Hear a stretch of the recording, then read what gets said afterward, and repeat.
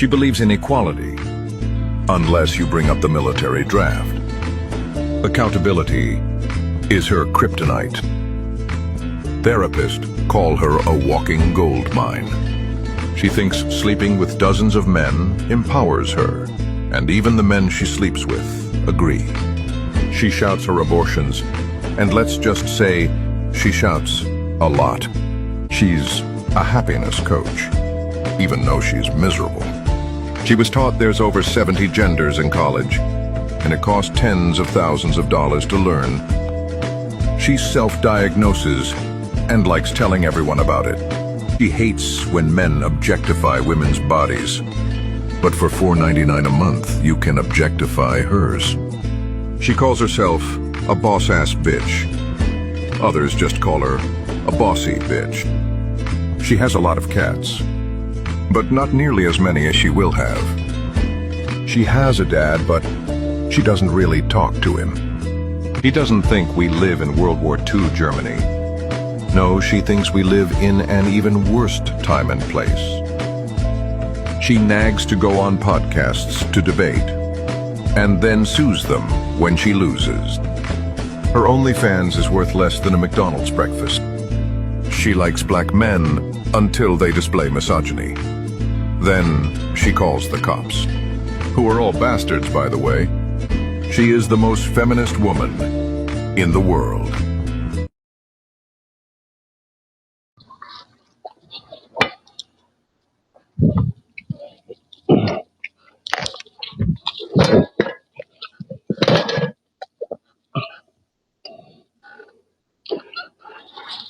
As soon as I stepped away, can you believe that? What the hell's going on here? Whoa.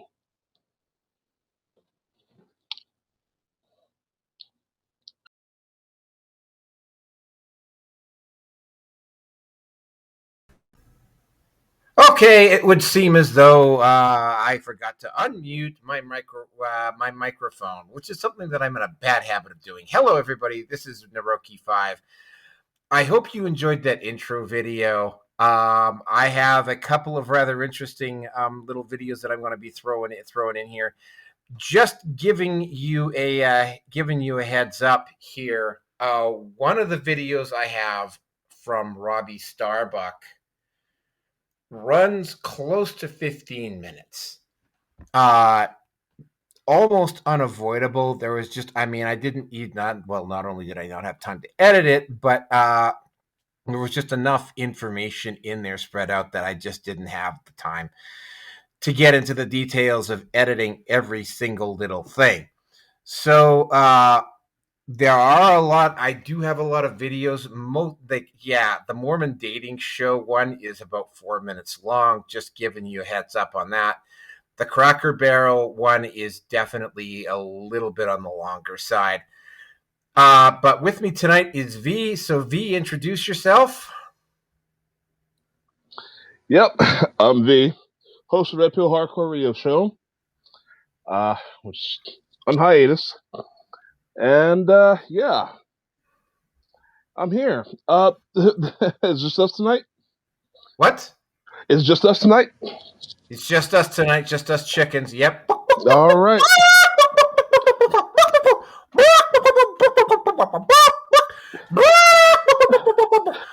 Sounds good to me.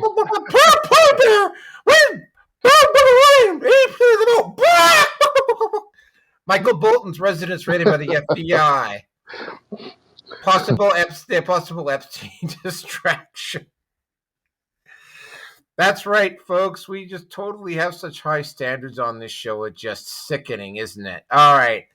Number 3, Disney suddenly figures out that they need an actual male audience. Topic number 4, feminists lose their shit over to a reaction to a woman on a Mormon dating show. 5, Cracker Barrel goes woke and faces immediate blowback. 6, Mark Carney ends retaliatory trade tariffs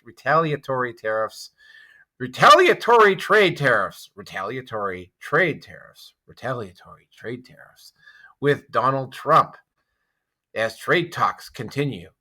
That's a lot of T's. And topic number 6, MSNBC changing its name to MS Now since its separation from Comcast. Yeah, that one's going to be a very that one is also going to be a very interesting show. I am your host and I guess reasonably sane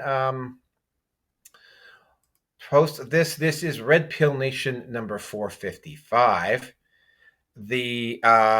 And let me just and without any further ado, I will just hop. Oh yes, that's right. Cloudflare needs to the offices of Cloudflare and the individuals of Cloudflare need to be tied down in front of a computer and forced to get their work done and have Cloudflare verify every single page every second page they're on and get stuck for about 5 minutes before it verifies you. Cloudflare needs to burn in hell. Again, like I said at the very start of the show, I'm guessing I probably lost close to half an hour waiting for Cloudflare to verify shit for me tonight. Yeah, that's the reason. That's a huge part of the reason why I'll have to keep that in mind in the future. But yeah, that's just something I had to throw in. You know, that finally off to the Cloudflare, go in with a gun, tie them up, and then make them have to do all their internet work with Cloudflare taking 5 minutes per goddamn fucking page to verify that I'm a human being. They're a human being. Might as well get a BJ while you're there. Yeah, well, if there's a woman, we'll see about that. That's really all I got to say about that particular. That's all I got to say about that particular. But without any further ado, let's just get into it because we're starting out with the Canada content, and this is not V's strong point, unfortunately. So yeah, we'll just get this one out of the way first. It might actually not go. Well, I mean, if Rearson was here, we might actually have been on this one for a long time, but we're not actually. Rearson's not here tonight, so we can probably get through this one reasonably quickly. Okay, topic number 1. Pierre Polievre, who is the head of the Conservative Party of Canada, at the election in May, lost the national election and didn't even win his seat. Now, upon further review, it would appear as though that the Liberal Party and the people over at Election Canada had basically, and this is why I have very little sympathy for the Democrats who are whining and bitching about this stuff down in the U, about Texas redistricting things. They intentionally redistricted Pierre Polievre's riding to guarantee that he was going to lose his seat. And he did. So they did the next best thing. The guy who ran the Battle River riding out in Alberta, he gave up his seat and gave it to Pierre Polievre so that he could run there. And the same sort of thing tried to happen here. They had over 100 plus candidates on the ballot on that riding. With all of that bullshit going on, though, they still could not score. And I actually have the results here. I'm going to post them up. Pierre Polievre won 80% of the vote. Now, there was an unhinged leftist. She's under the term independent, but when I actually saw a video of her afterwards, it's very, very clear that she's one of those woke individuals. She claimed some type of moral victory because she got almost 10% of the vote.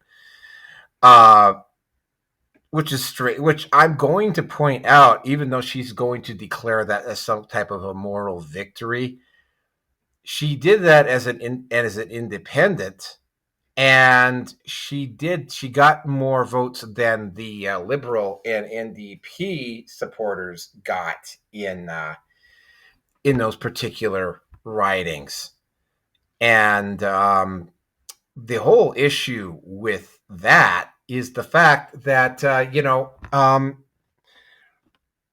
part of the big reason why I suspect that happened was because the NDP and the Liberals have just absolutely cratered their support for themselves to a great extent in Western Canada, except possibly for the Lower Mainland and maybe a couple of ridings in the interior of British Columbia.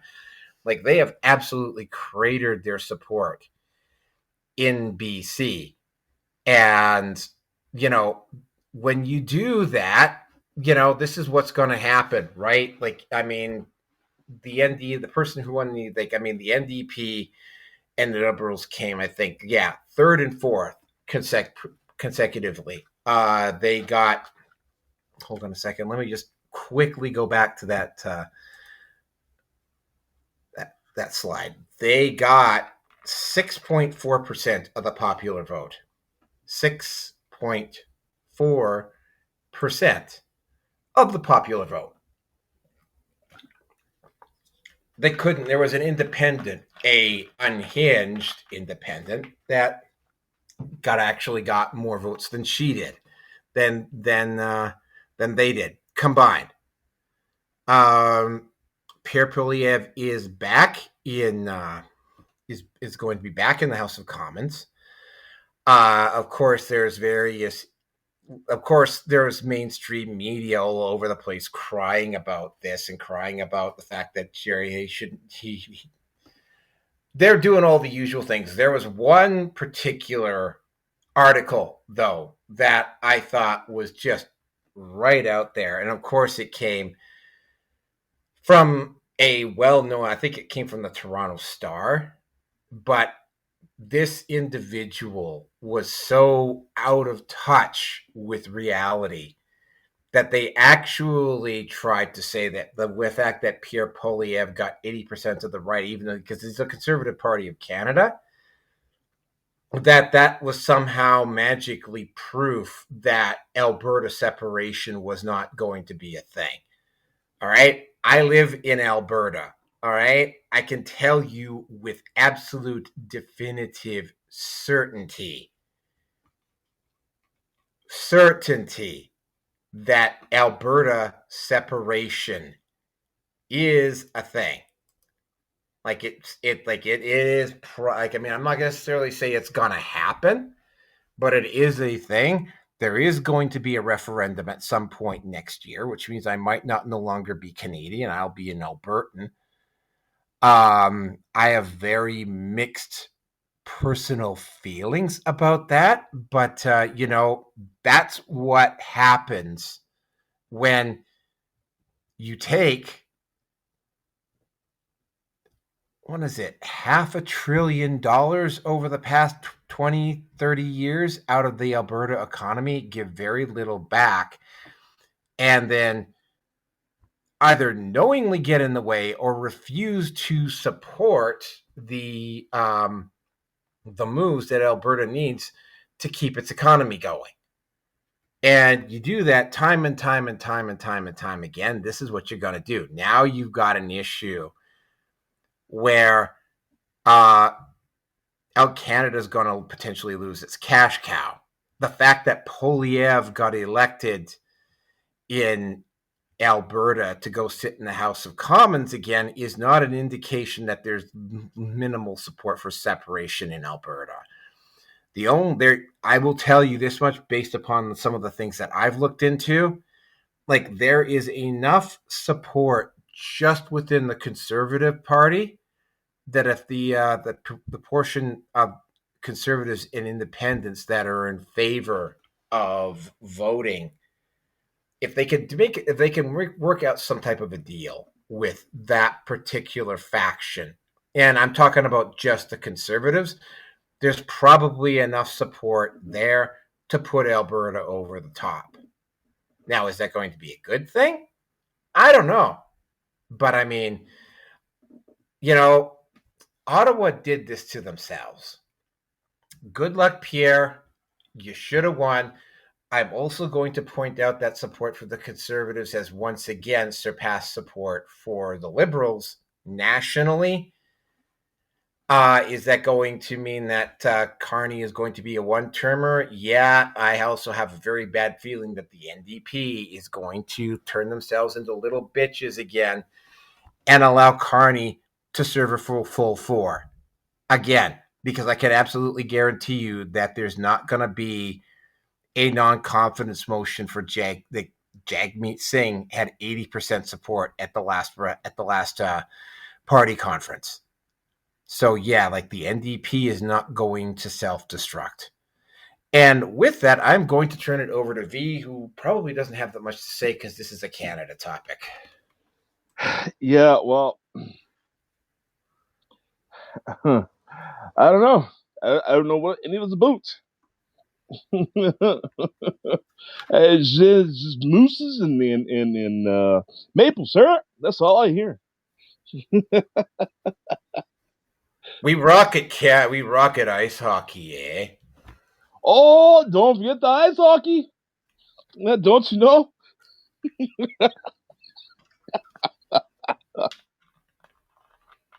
Yeah, no, I'm good. Okay, I kind of figured you would be, but I had to give you your shot anyway. So yeah, that's that. We have 7 topics. We got a lot of videos tonight, so yeah, we might not be. Hold on a second. Might not be as quick with the whips tonight, but of course, here is a certain ex-president in a parody endorsement of the memory rock before we move on to the next topic. RPN has a great sponsor, the memory rock. I use it all the time. When I want to remember something, I just pick up the memory rock and bash my head with it. Then I can remember the rock thing, yeah, it works very well. I am proof of that. So order the rock memory thing right now.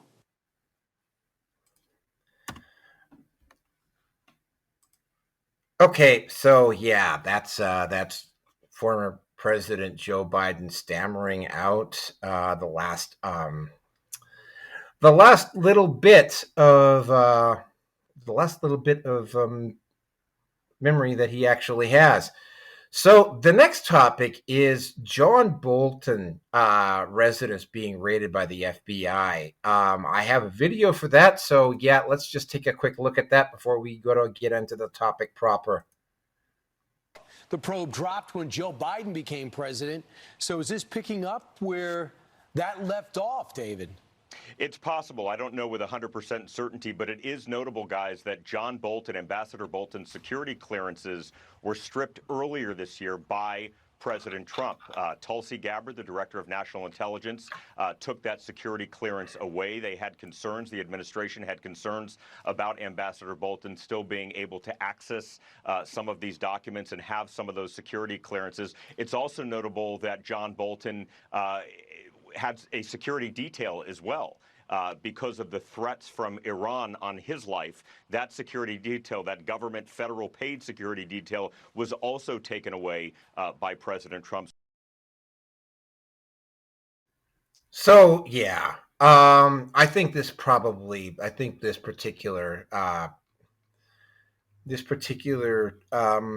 meme probably sums it up best for John Bolton. Here we go. Yeah, this one. I'm finding it rather odd. Well, first of all, well, no, I'll just get to the point here. I'm finding it rather odd that, you know, how the left-wing mainstream media likes to portray this guy as some kind of a hero when he turned against Trump, when I can remember watching videos of him, in particular on The Daily Show back in the early 2010s. And this guy, I won't say he was bad guy number 1, but he was right up there as one of the biggest, baddest people around. He was not particularly popular. I remember John Jon Stewart from The Daily Show used to mock John Bolton on the regular. And all of a sudden, about 2020, he suddenly became a fucking hero. Now, again, Trump was a little bit naive when he came in the first time. He took advice of bureaucrats, and he took advice from people and he put people in place that he probably should not have. John Bolton was probably, well, actually is one of those individuals. Bolton is one of those people that if he had his way, there might not even be a humanity around right now. Total military industrial complex, shill, arrogant, condescending. Some of the stuff that I remember reading about him in the early 2010s portrays him out as being a complete workplace bully, arrogant, condescending, just not a particularly good human being by any stretch of the imagination. And by the way, I got that information from the mainstream media, in particular from sites like CNN and The Daily Show and all of those well-meaning and noble leftist outfits that were are now attacking Trump. That's where I got that information from Bolton about Bolton. Bolton is, I think, a workplace bully would potentially also apply as a term to John Bolton. And I'm not saying that to be in particularly mean, but I mean, it's like, the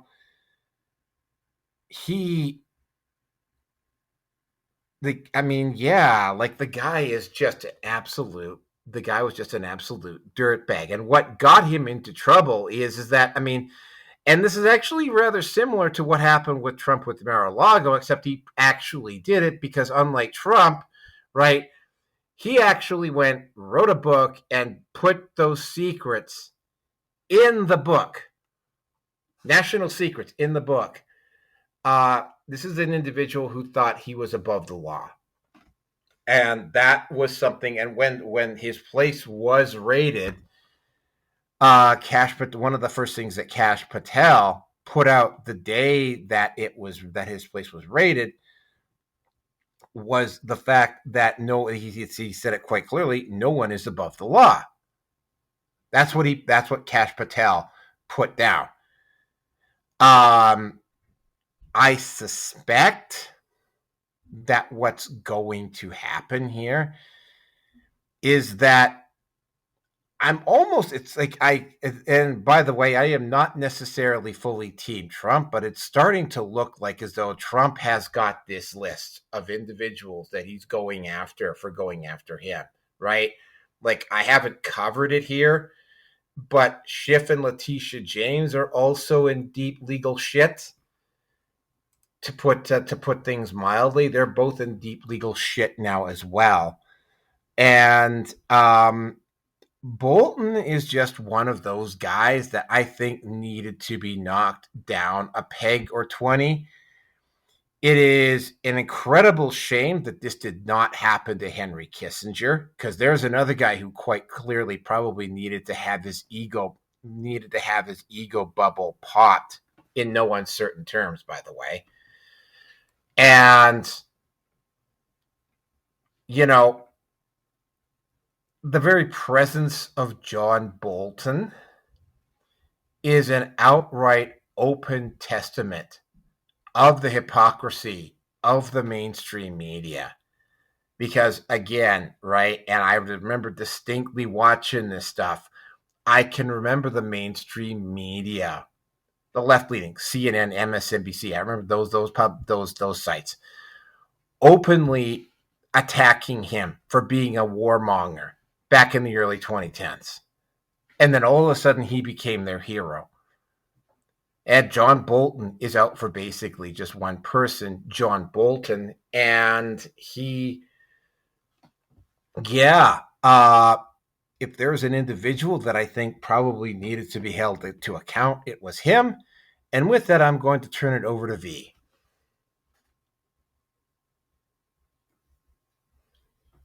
Yeah. I love that guy. Michael Bolton? Gosh, he has the greatest albums.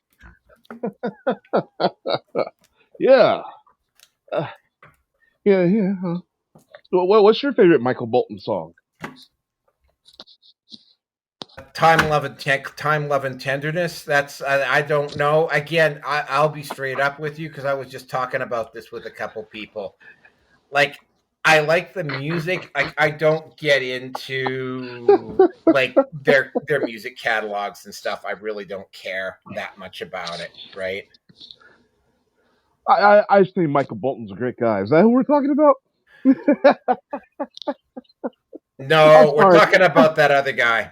The one who almost started a war with Iran. Remember that? Yeah, I just had to get my Office Space joke in. Oh yeah. If you guys don't know, if you're confused, yeah, just watch a movie called Office Space. Yeah, this guy is I don't this might seem a little out of place for me. This might seem a little far left field for me, but I don't trust anybody. I don't trust any man with a mustache that I can grab and use for handlebars. Oh, you mean like this? Yeah, exactly. I don't trust any of those guys. Not a one of them. It almost seems like they're trying to hide the lies that come out of their mouth. You know, it seems like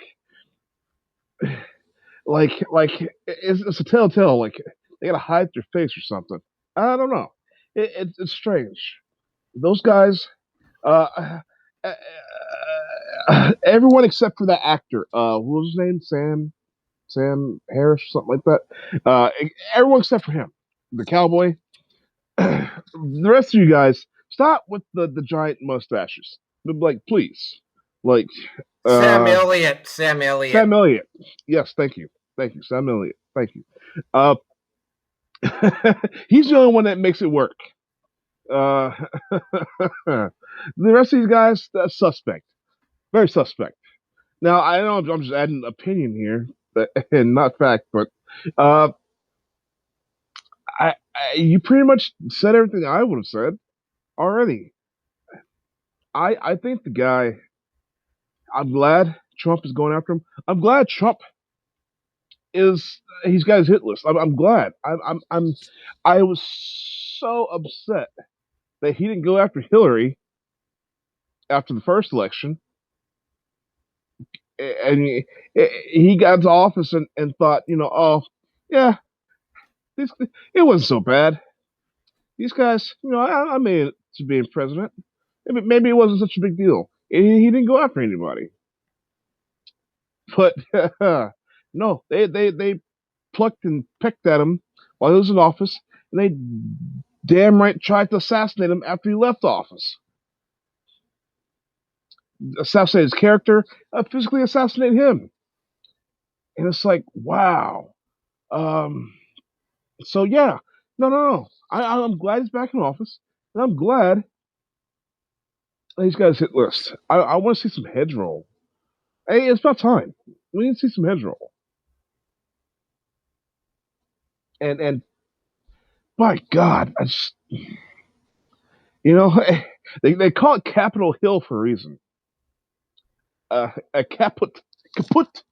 Yeah, no, that's where they cut your head off. Capitol Hill. Yeah, that's literally why it's named that.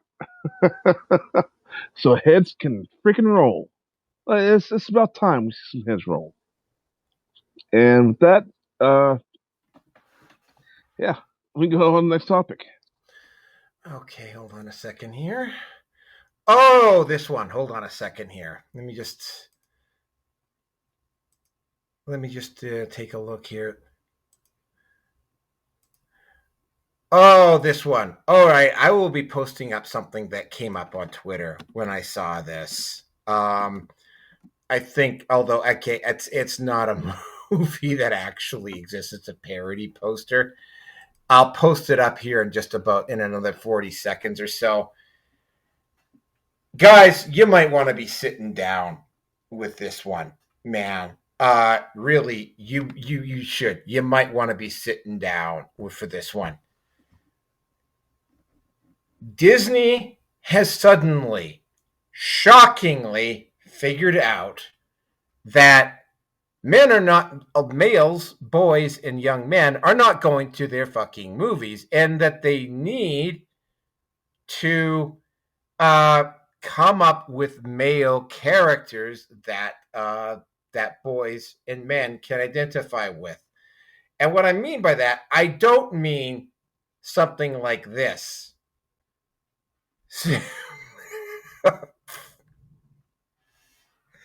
Oh yeah, when I saw this on Twitter, I had to post it up. I'm not even going to get into the sexual connotations because I mean anybody who is familiar with female sexuality knows that there's this concept called scissoring, which we won't get into. But yeah. Of course, you mean like arts and crafts? Yeah.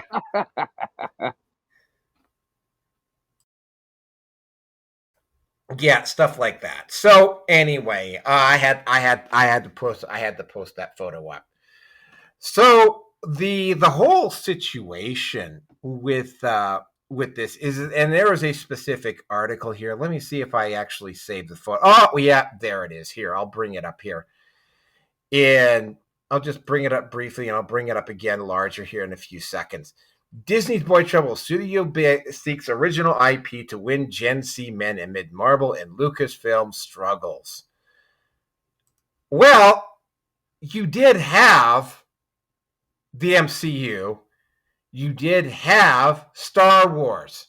You allowed Kathleen Kennedy to absolutely destroy Star Wars. And once, even before Avengers Endgame, I mean, there was a scene in that movie where it was very clear that they took all the female characters and they kind of like crowbarred this scene into the movie, and it really it stood out for its obviousness. So they were already headed in that direction even before. But once Avengers Endgame ended, what they should have done is they should have just shut down the MCU and found another IP. Although I shudder to think what Disney would have done if they had gotten hold of the Warhammer 40K IP. Do we even want to go there on that one? Do we want to go there, V? No, I didn't think so. Yeah, no. So yeah, the whole thing just fucking backfired in an epic way. Well, I won't say it backfired in an epic way, but the article itself, again, and this is the reason why Hollywood is going to continue to struggle financially and to wait, and it's still at this point, they're still the biggest media producing area in the world at this point in terms of like financials and fame and recognition and that sort of thing. I've got to point out that cultures in empires in decline usually hold on to their cultural relevance significantly longer than they actually do their political or economic relevance. But yeah, the article in question that I saw, I believe it was from Vanity Fair, just refused to outright address the fact that you had Kathleen Kennedy. And by the way, Kathleen Kennedy was like this even going back to the early 90s, because there was a lot of fucking girl power shit that was even in the original Jurassic Park franchise. Oh, let's not forget, too. She also emasculated. She also emasculated Indiana Jones, and she put this insufferable actress that was to share the spotlight with him and with Harrison Ford. And she also, like, I didn't see the movie, but I'm probably going to get the DVD, because I mean, I don't know what's happened to me. The number of movies that I go to now has dropped off significantly. And it's not just because of economics, although that has definitely played a part in it. Yeah,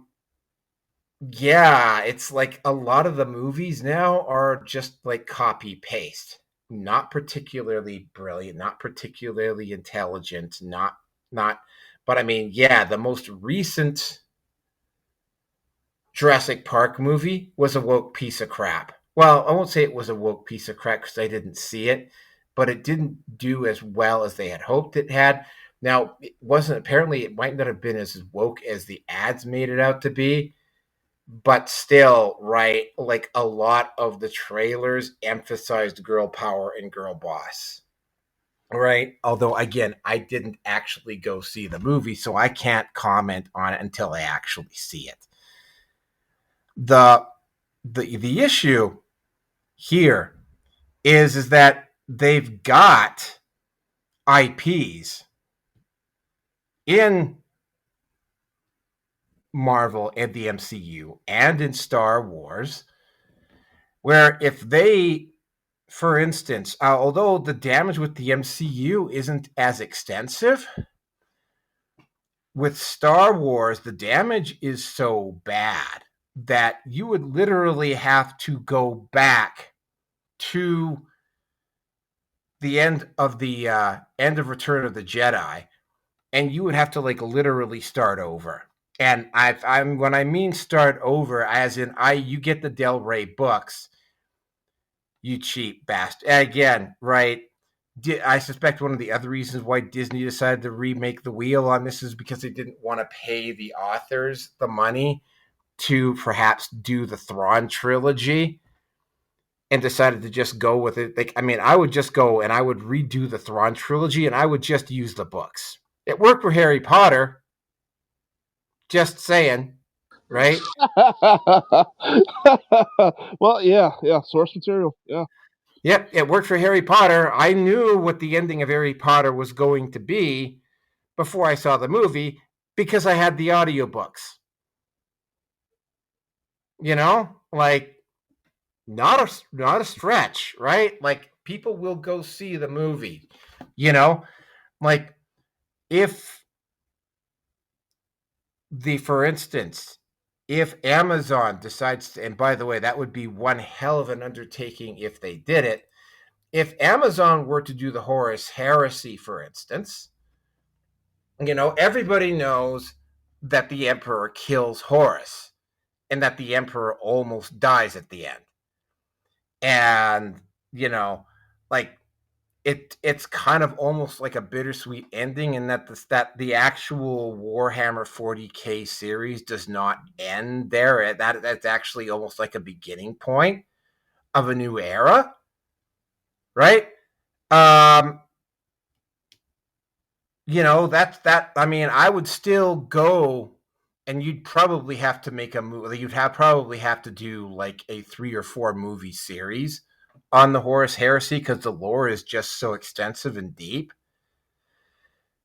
But, I would go see them all knowing exactly how it ends. No problem. But, they didn't want to do that. They didn't want to pay the authors royalties to use their book. And it's like, among other things. And of course, they let Kathleen Kennedy run the show here. I'll just bring this photo up. I'll be bringing it up again here. Did I bring it? Do I have it? I'm pretty sure I have it. Oh, yeah, there it is. This one. Yeah, remember that nightmare? I sure as hell do. You know, yeah, she managed to, Kathleen Kennedy managed to do some pretty respectable damage to the Star Wars brand. Like, it would require 5 or 10 years at this point for whoever took over at Lucasfilm to repair the damage that Kathleen Kennedy did to the Star Wars brand. But I mean, I think a good thing to start doing, and this is not just Disney, this is Hollywood in general. Stop emasculating the males. Stop fucking inserting like cultural Marxist feminist bullshit into everything. Lay off with the fucking girl boss. Okay? Right? If you want good female characters, I got one for you. In fact, I actually watched the movies on a regular basis. The Hunger Games trilogy, Katniss Everdeen. Katniss Everdeen had a very believable and viable backstory as to how she ended up the way she ended up, right? This is not this is not a reach in any way, shape, or form. But you know what? In saying, by the way, I can already hear some people going, yeah, but Barbie. I got some news for you. We covered Barbie on this show. I actually went to see Barbie opening weekend.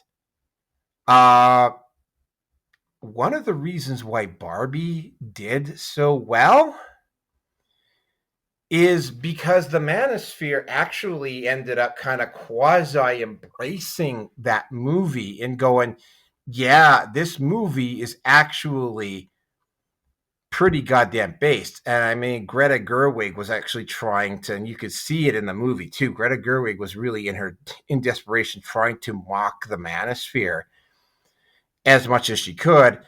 And ironically enough, hold on a second,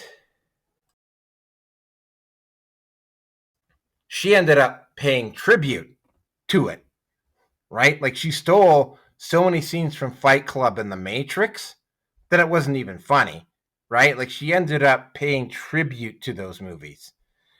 So guys actually went to go see the movie.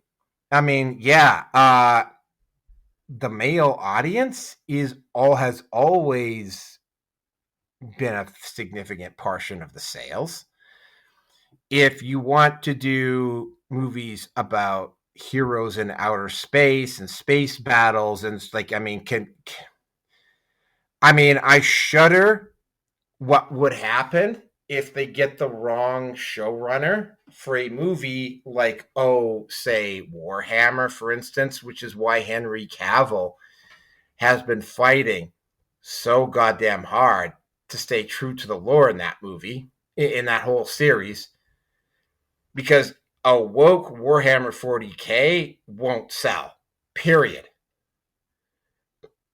If you're going to treat males like they're stupid, idiotic buffoons who just follow their dicks around and are incompetent, and you've got these girl bosses who are unpopular and annoying and unlikable, not because they're women, but because they're just badly written characters, keep going the way you're going, right? Now, I say that, and while I am saying that, the manosphere is continuing to grow at an absolutely astronomical pace. And I'm not going to, and this is just me in the realm of speculation here, but I know for a fact that people in Hollywood are watching Nerdrotic, The Critical Drinker, Ryan Kinnell, The Quartering, those guys, that they're seeing those particular online critics, and they know that those online critics probably carry more weight now than the reviewers on Rotten Tomatoes, because the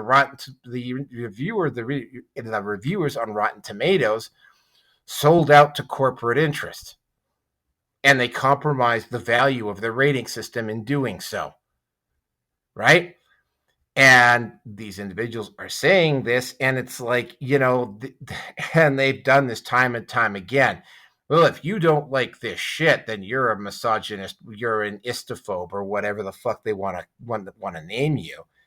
When in fact, the IP sucks rocks, right? And right, that's the reason why the movie sucked, not because the lead was a female. Although, again, like for instance, this recent Iron Man, this one was this I can't even remember the name of it now. I think it was I can't even remember what the name of it was. The one with the female Iron Man, the black female Iron Man. It's like they couldn't just make her a black female Iron Man; they had to make her a girl boss. And Ed V might want to be sitting down for this one, and they had to make her bisexual. Yeah, I know. I'm stunned. I'm absolutely just gobsmacked and stunned that they would make her bisexual, especially Lucasfilm. Oh, sorry, especially the MCU. They gotta cram every minority into one person if they can. You gotta represent everybody. Yep. It's like, pretty soon there'll be nothing but black transgender midgets everywhere. It's a good time, by the way. If you're a black transgender midget that can act, man, you're in like Flynn right now, in Hollywood. Just say it. Any black transgender midgets out there, or Hispanic black or Hispanic transgender midgets, man. And like Flynn, huh? Yep, you are. Anyway, I pretty much talked myself out with this one. So to bring up the absolute theatrical value of black transgender midgets that are in like Flynn, here's V. Well, I think that make for a decent adult film. I mean, I don't know. Yeah. You know what? You want to talk about demographics? Let's talk demographics. Who makes most of the money? The men do. So, I mean, who brings home the bacon, the cheddar, the bread? Okay, making sandwiches out of them things. All right, it's the men. Okay. Now, I guess maybe their train of thought is that they pump up these women to be girl bosses, and they'll just take the money from the man, like George Jetson's wife does in the intro of the cartoon. Just takes money, because she works so hard. And then they appeal to the women who rob the men of their money. I guess I mean, I don't know, but I tell you how it works in my household. Okay, so I got my little woman, right? And it's funny because I let her. That's the key word. I let her run things. Okay. And it's cute, and it's a lot of stress off of me.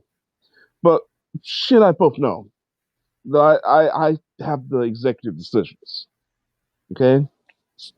I will overrule and override her at any point on anything. And what I say goes. That's how I run my household. Now, the place actually belongs to on paper, the mother-in-law, but it doesn't matter. The mother-in-law knows I make the executive decisions. Okay? That's just how it is. Now, I don't.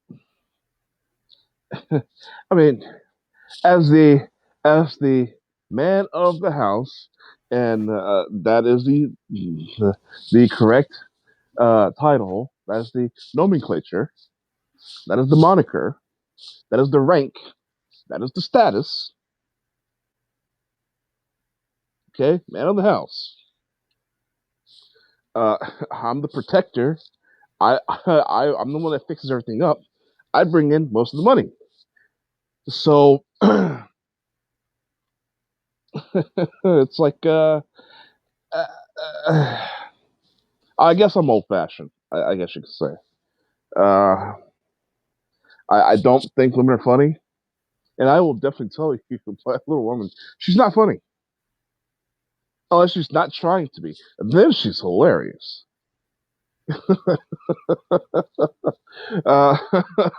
So I mean, I don't know. Disney with this whole, yeah, I don't know. At the end of the day, I think we'll see the chopped off head of the Leviathan. So let's just stick around. Let's wait and see.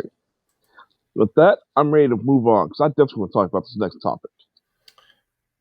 Probably do. Yeah. Hold on a second.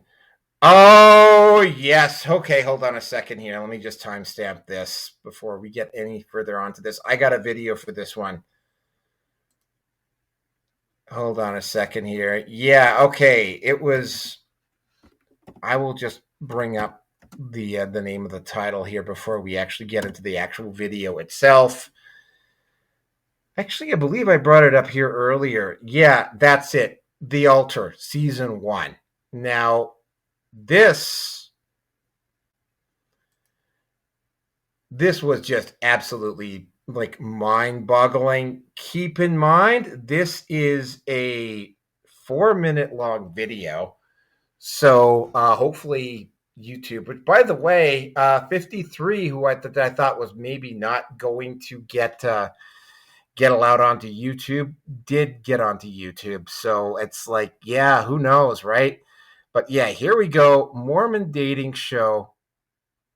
And pay particular attention to the redhead. All right, let's get going here. Okay, the first woman who wants to introduce themselves, step forward.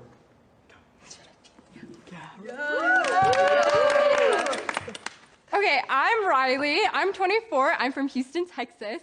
And honestly, I'm down for any good adventure. I just got scuba dive certified, and I'm planning to go to Australia this summer, so I'm super excited about that. And then I just picked up skiing like 2 years ago, and I honestly love any themed party. Like, those are like my favorite things to go to, my favorite things to plan. And I'm looking for someone that wants to be my adventure buddy, and it's someone that I can trust in and is gonna be there for me. Aww.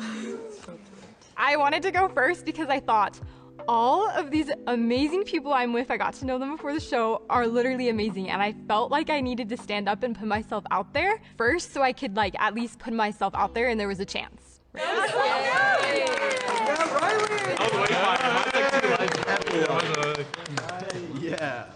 Okay, if any gentlemen would like to get to know Riley more, please step forward.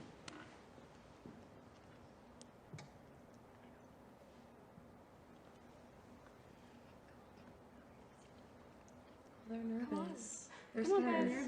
They're so scared. Come on. Okay, Riley, we're gonna have you sit down, but thank you for introducing yourself.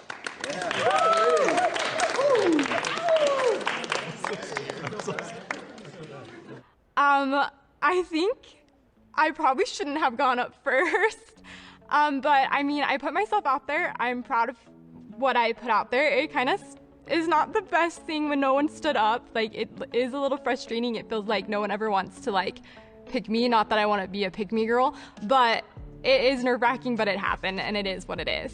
I guess it's their loss that they didn't want to get to know me more, but I thought might as well put myself out there because you never know what's going to happen. For many people, watching something like this, it hurts them. They see a woman. Anyway, so yeah, need I say more? So that second part I'm just going to leave out. You saw the video. I've seen multiple reviews on it. Now, there are two basic takes. Now, the one that the feminists saw on purpose edited out the fact that there was a curtain between the two groups so they couldn't actually see each other. So when you actually look at that and you listen, like I actually did that. Because I saw the video. So what I actually did is that I replayed the video, but I turned away, and keep in mind I already knew what she looked like and everything, but I turned it away, and I just put myself in the position of a guy that had listened to that. And I was like thinking, what about that? What is it about this particular woman that actually kind of stands out? And the thing that immediately stood out is the fact that, I mean, like, it's all I, me, blah, blah, blah. It's all of those things, right? Now, she doesn't, she also is kind of dressed kind of frumpy, but again, they can't actually see what she's wearing, so they don't know, right? The feminist videos, they're calling men misogynistic and blah, blah, blah, and all of those things that you typically would expect feminists to call men based on, but again, right, the videos that were given out to the feminist community were like this. And of course, right, it's like when you get into this, well, also, man, her voice is really, like, I got to admit, man, the more I listen to her voice, like, the more annoying she gets. Also the I, me. She doesn't actually suggest, and again, I'm not looking to hook up. I'm not looking to get married or anything like that. But I mean, right, everything that she said sounded like she was going to be high maintenance, expensive. She's going to expect the guy to center his life around her. By the way, that's not a very uncommon thing with current this new modern generation of women. And it was like, yeah, like there's multiple things wrong with her approach. Now, maybe she's not like that, because I mean, now that I've gotten a better look at her, okay, I'm going to give her about a 6. Like, the body is better than what the clothes presented her to be, right? Her presentation really sucked, though. And it is a mic, and this is something that, I mean, in the manosphere, this has been brought up multiple times. She really did not appear to be particularly adroit about what, especially Mormon men. She does not appear to be particularly adroit about what modern male men are looking for, what men are specifically looking for, especially men that are looking to get married. By the way, the number of men that are looking to get married is dropping off at a precipitous rate right now.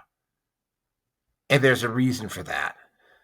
And I don't mean to disparage the men who have kids, but I mean, yeah, there's a reason for that. And it's not just, well, when I get into this, and I've mentioned, I talk about this more on my The Rookie 5 live stream, which, by the way, hopefully I will be bringing back in some form or fashion now that my employment situation is a whole lot better than it was before. The whole situation is that, I mean, when I go, like, for instance, these feminists that go onto the manosphere sites, for instance, on Facebook, they never come in with a convincing argument. Like, the white, and I talked about this, for instance, on the Rookie live stream number 8. They come in with a bunch of ad hominem, or they come in with a bunch of rhetoric or academic, or they put a nice academic feel on a situation that is quite clearly not, that just basically is just like anti-male hate or misandry. And they just put a nice intellectual bow tie on it. And, you know, when, for instance, if you go to my Naroki 5 live stream, I've done a couple of episodes just on memes. And I always emphasize when I do those memes episodes, by the way, there is going to be another memes episode coming up there at some point. I don't know when that's going to be. But the situation is the fact that, the rhetoric coming off the women's side right now is they treat men like they're predators. They treat men like they're stupid. They treat men like they're disposable utilities. They treat men like they're supposed to fucking drop everything and pedestalize women, right? And they also do a lot, and particularly this one named Lainey Molnar, who's I am probably going to do a London Rookie 5 live stream about as well. They come up with rhetoric to justify their toxic behavior in all its forms. Like one of the big things that's going around right now is nose ring theory, or septum ring, or as Hammerhand calls it, the bull ring is what he calls it. I also call it the bull ring. I'm going to point out that Miss 2016, who played a significant part in me actually going into live streaming, had a nose ring. Not a particularly big one, just a small one. Just hold on a second.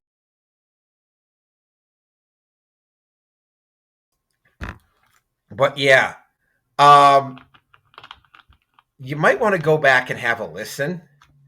In fact, maybe what I'll do is I will replay that part. Close your eyes and just listen to what this woman says.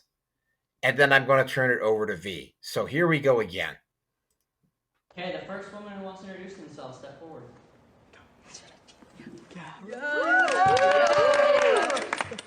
Okay, I'm Riley. I'm 24. I'm from Houston, Texas.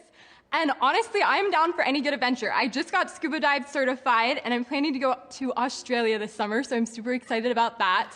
And then I just picked up skiing like 2 years ago, and I honestly love any themed party. Like, those are like my favorite things to go to, my favorite things to plan. And I'm looking for someone that wants to be my adventure buddy, and it's someone that I can trust in and is gonna be there for me. Aww. I wanted to go first because I thought, all of these amazing people I'm with, I got to. Okay, yeah, so there. With that, I'm going to turn it over to V. I counted somewhere between 13 and 16 times where she said either I, me, or my, and nothing about what she brings to the table for the other guys. But I'm going to turn this over to V so that V can have his say. Well, I experienced this all the time. I'll speak from experience. So,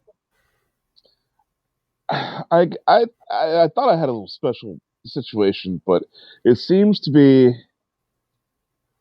more rampant. And with my situation, I'm married to I'm with someone who is from an important family in Europe, a very important family. They have their royal history and so forth, and I literally call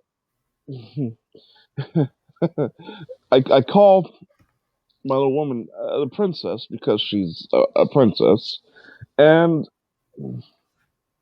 And I swear to God,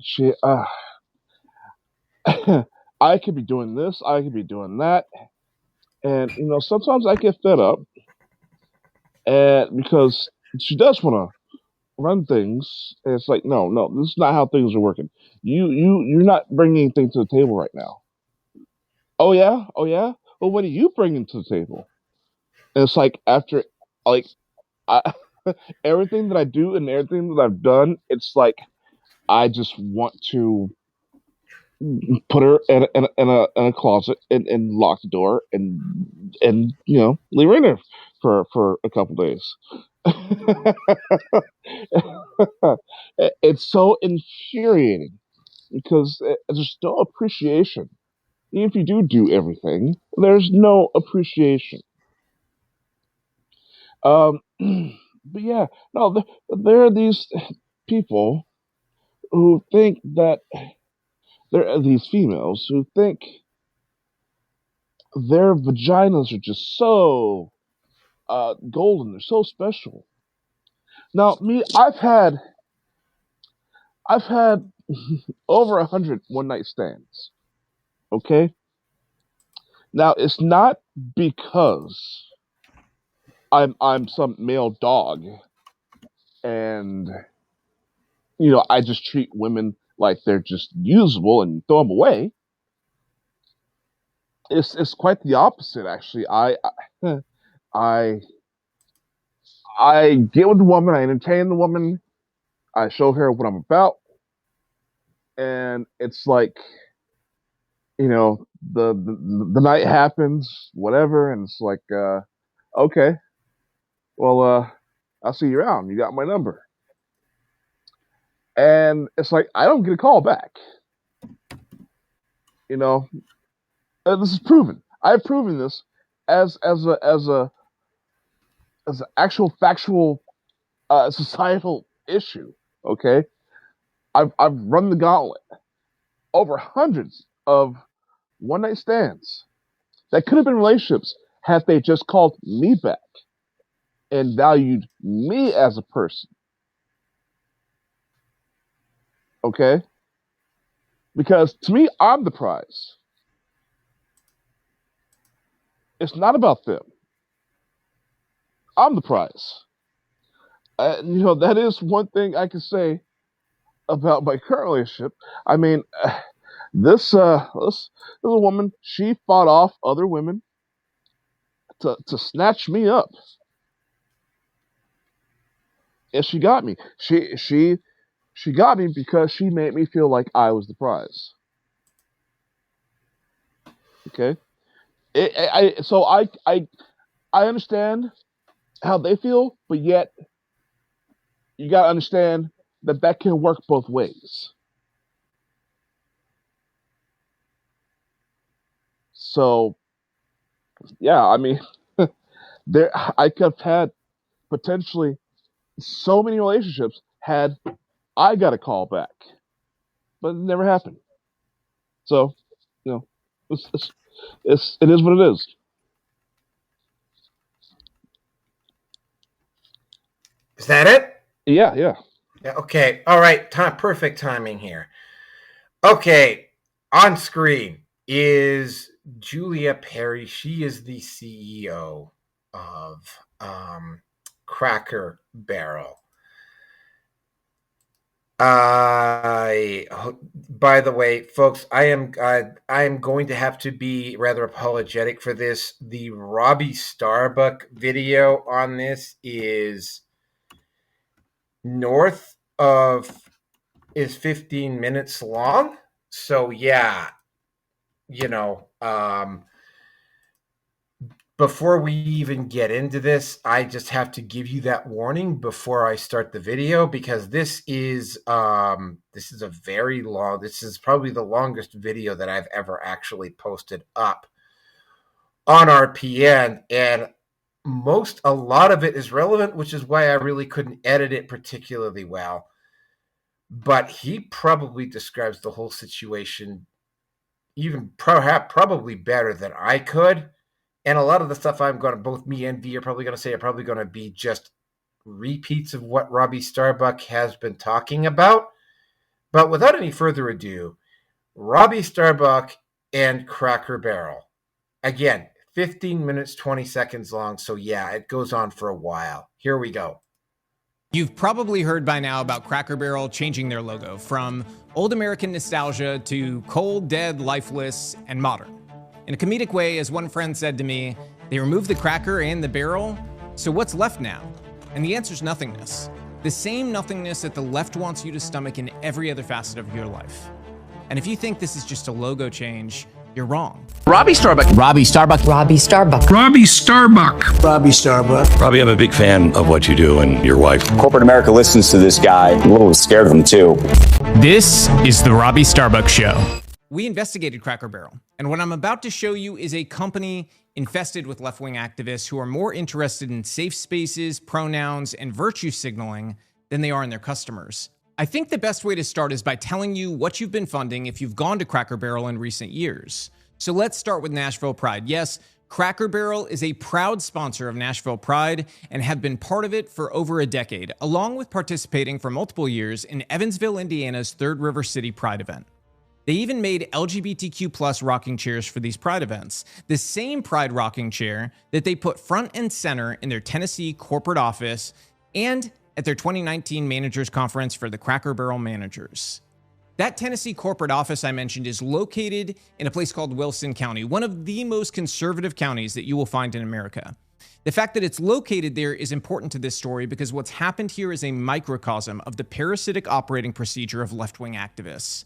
Like a parasite, they embed and spread. They don't just want to force their soulless, godless, hedonistic vision of the future onto blue hellscapes that their party controls. No, it's much more important to them that they shove it down into your towns, into your kids' schools, and into your way of life.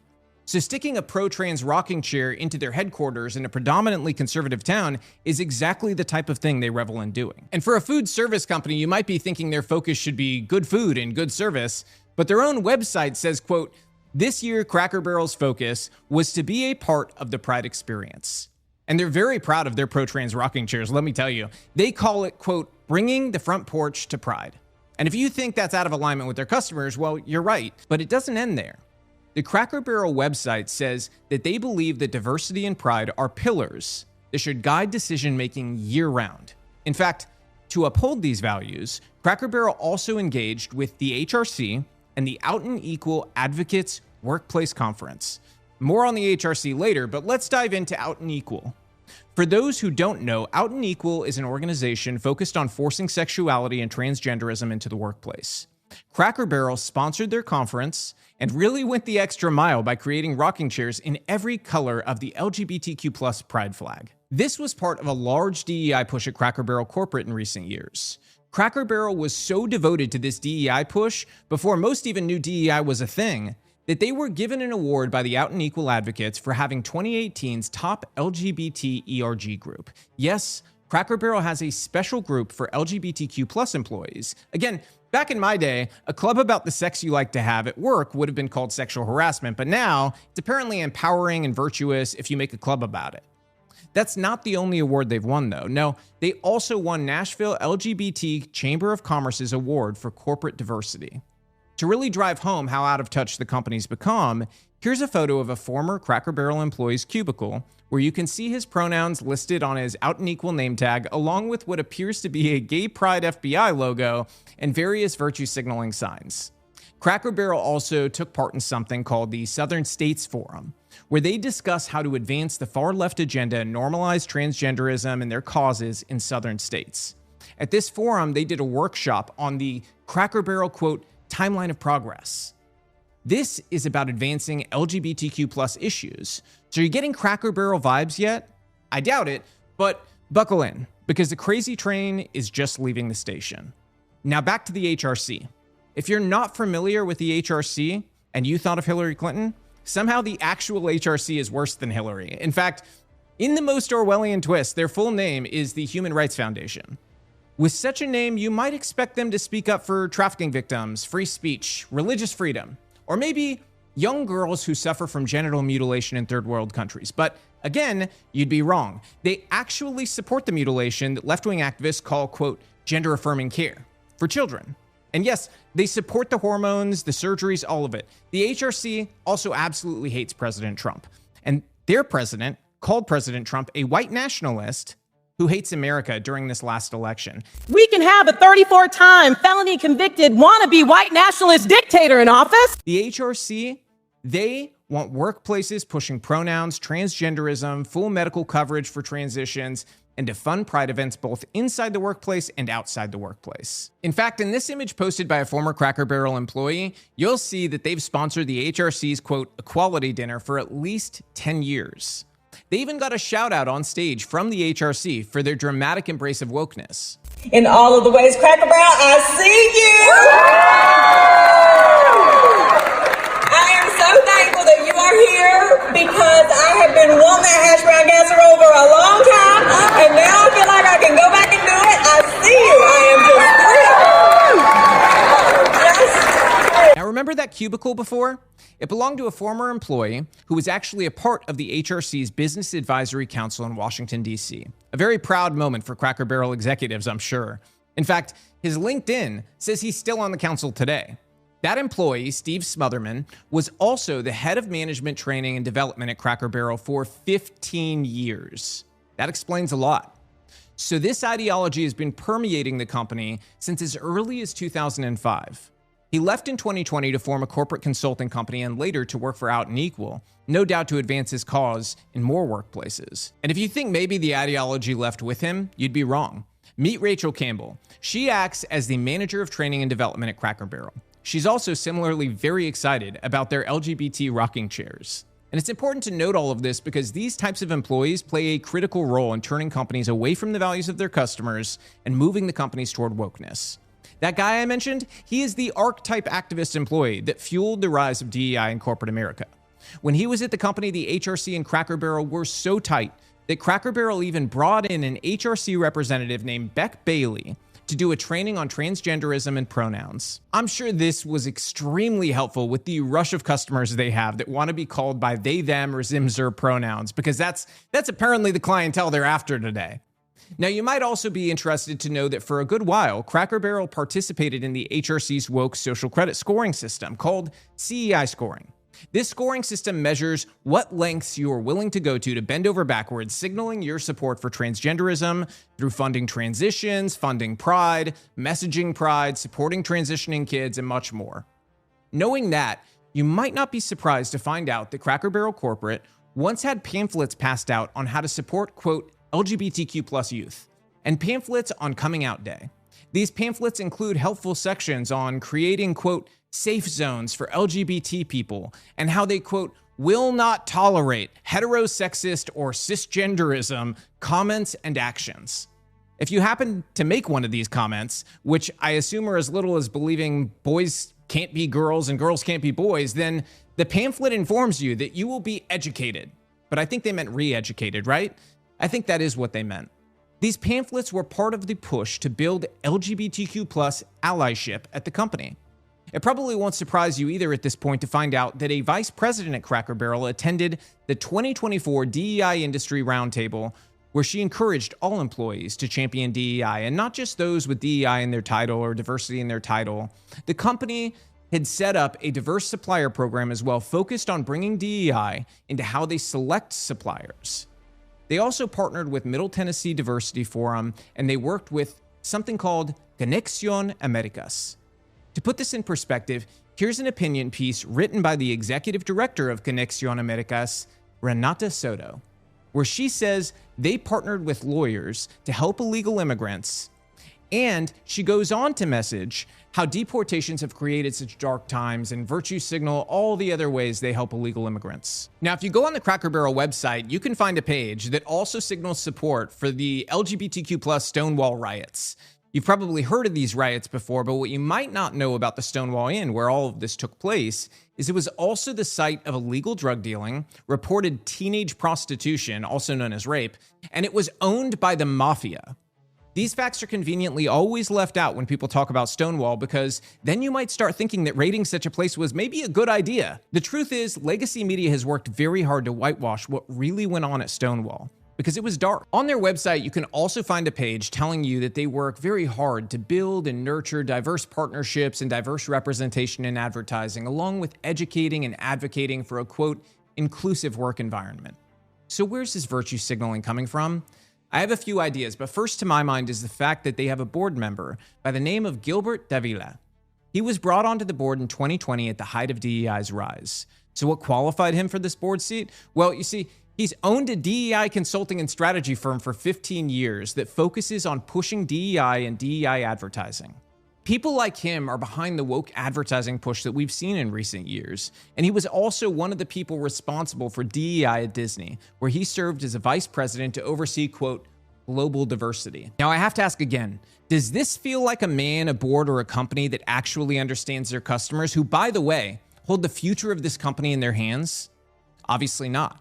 But that's the point. Companies stopped listening to and stopped caring about their customers and what they wanted. Activists got bold and then bolder. They decided they would shove their values down your throat and you would like it or you would choke on them. But they made a critical mistake. You see, a movement born out of hatred for America could never understand the resilience Americans have. It could never understand the contempt we'd build for a political class that tried to steal our country and our culture from us. They could never understand that people would rise to restore what had been stolen from us. It's very, very important to understand that the Cracker Barrel story is not about a logo. It's not at all about a logo. It is about a country, it is about our heritage, and it is about our culture. It's about a power structure built to tell us that we are somehow backwards, embarrassing, or bigoted. That whiteness or American pride is something to be ashamed of or hidden at all costs. It's about an elite class who sneered and snickered at us as they profited off of us. It's about the way the left took everything we grew up loving and attempted to destroy it. They thought we were stupid. They thought we would pay for our own destruction forever, but we aren't stupid and we won't pay for it anymore. You see, some of us saw what was happening and we planned. We saw the push to replace Americans with illegals. We saw the push to replace national pride with sexual pride. We saw the push to replace our heritage with cultural Marxism. We saw the push to replace God with anything hedonistic. We saw the infiltration of leftism into our schools. We saw everything. And so our people moved into positions of power little by little. And now that wave of sanity that America's feeling again, it feels like it's so sudden. It's not. It has begun, but it has not gotten anywhere near completion, and we will not stop. We will be relentless because we have to be, frankly. And because that is what our country, our kids, and our culture deserve. What our enemies have yet to understand is that our people are embedded in your boardrooms, in your classrooms, in your C-suite, in your cubicles, and in your meetings. You have no safe space anymore. We are everywhere. We are on Wall Street, we are on Main Street, and we are on your street. We want our country back, and so we're taking it back. And the future will not save you. Because, you see, smart companies, they are planning for the future. They see what my viewers already know to be true. While the left demonized family and aborted their kids, people like me had 4 kids. We raised them right. We were not afraid to talk about politics and religion like our parents' generation was. Our kids, they're now on track to be the most conservative generation in 100 years. We won't be going back. The progress we make, our kids will build on. And you can count on that. Over the last year, our movement has killed woke policies at some of the biggest companies on earth. And companies that fight us, that test us, they meet their economic demise. When we targeted Tractor Supply, they lost $2 billion in market cap. When we targeted John Deere, they lost 10. When we targeted Harley Davidson, they fought back for the longest out of any company until finally caving to us, and it has utterly destroyed them that they fought us. I can go on and on down a list. Now, which path will Cracker Barrel take? I don't know, and honestly, I don't particularly care because we've won. They just don't know it yet. You see, their options now are to apologize, fix this, have heads roll, and get back to sanity, in which case we win, or economic Armageddon. They'll stretch this out and have multiple horrific earnings reports as they realize people stop going to shop there and to eat there. Either way, we win. It's just a matter of choosing the easier fix-it path now or the more painful path later. The choice is theirs. So it's their time for choosing now, but we are not going to give our money to people who hate us, hate our values, and hate our country. A conservative can't give their money to Cracker Barrel. A Christian cannot give their money to Cracker Barrel. And so we won't. It's critical that we spread the word about this so our friends and family know what's going on. And I don't care about monetizing this video. Take it, use it, clip it, post it anywhere you want. You can monetize it yourself for all I care. Take the evidence that I've put out, though, and make your own content. I don't care how you do it, but make sure you expose this company for who they really are. And to the good people employed at Cracker Barrel, I'm sorry this is happening, but I know many of you stand with us, and we stand with you. You want your company and country back, and so do we. So together, we go forward. Until next time, fight the good fight and never back down. This is the Robbie Starbuck Show.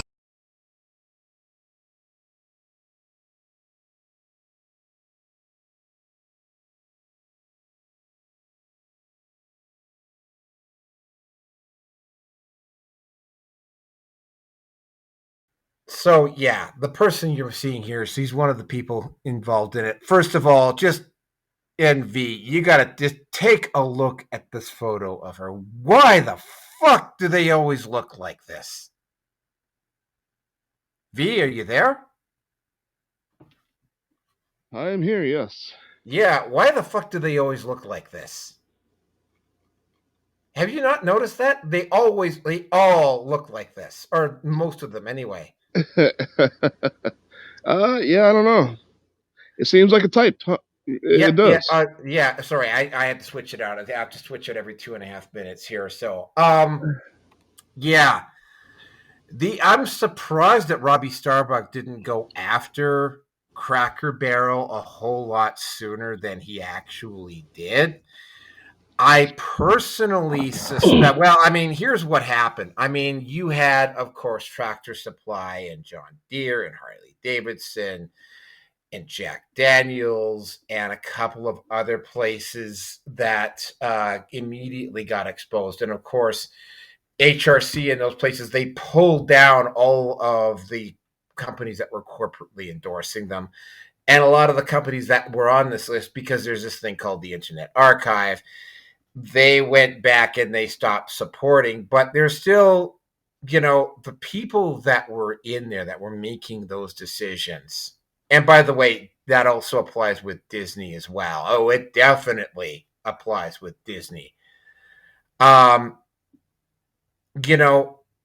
people who are making, and this was something that got mentioned a couple of times, that what they were going to do is that after there was this initial slaughter of these companies, is that these companies would bury this, but still continue on with it clandestinely. And the only problem is that even if they're trying to do this clandestinely, at some point, they still have to step out into the open.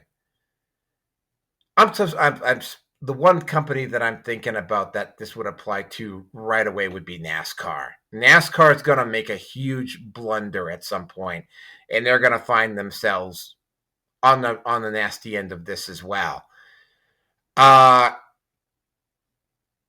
Robbie Starbuck revealed a whole bunch of stuff going on behind the scenes with this company. And you're looking at this and you got to go back, and it's Disney, obviously, but again, Tractor Supply, John Deere, Harley Davidson, Jack Daniels, and a couple of other ones, right? They saw these companies go down. They saw them go down. And they went ahead and they continued to do this stuff anyway, which is either profound stupidity, complete dedication to dogma, or just or as the case was, for instance, with John Bolton, this arrogant belief that they simply were not going to get touched by it.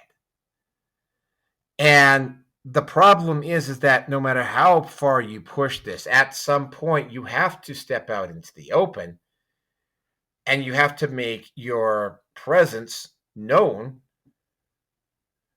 to the general public, and you have to start to push this publicly. And that is exactly what happened here. They finally decided to push it out into the open publicly.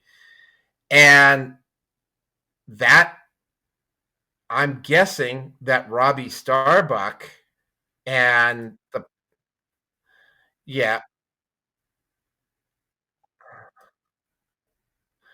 that Robbie Starbuck was going, that they've got a list of these companies that either they couldn't call out immediately because they weren't being blatant about it.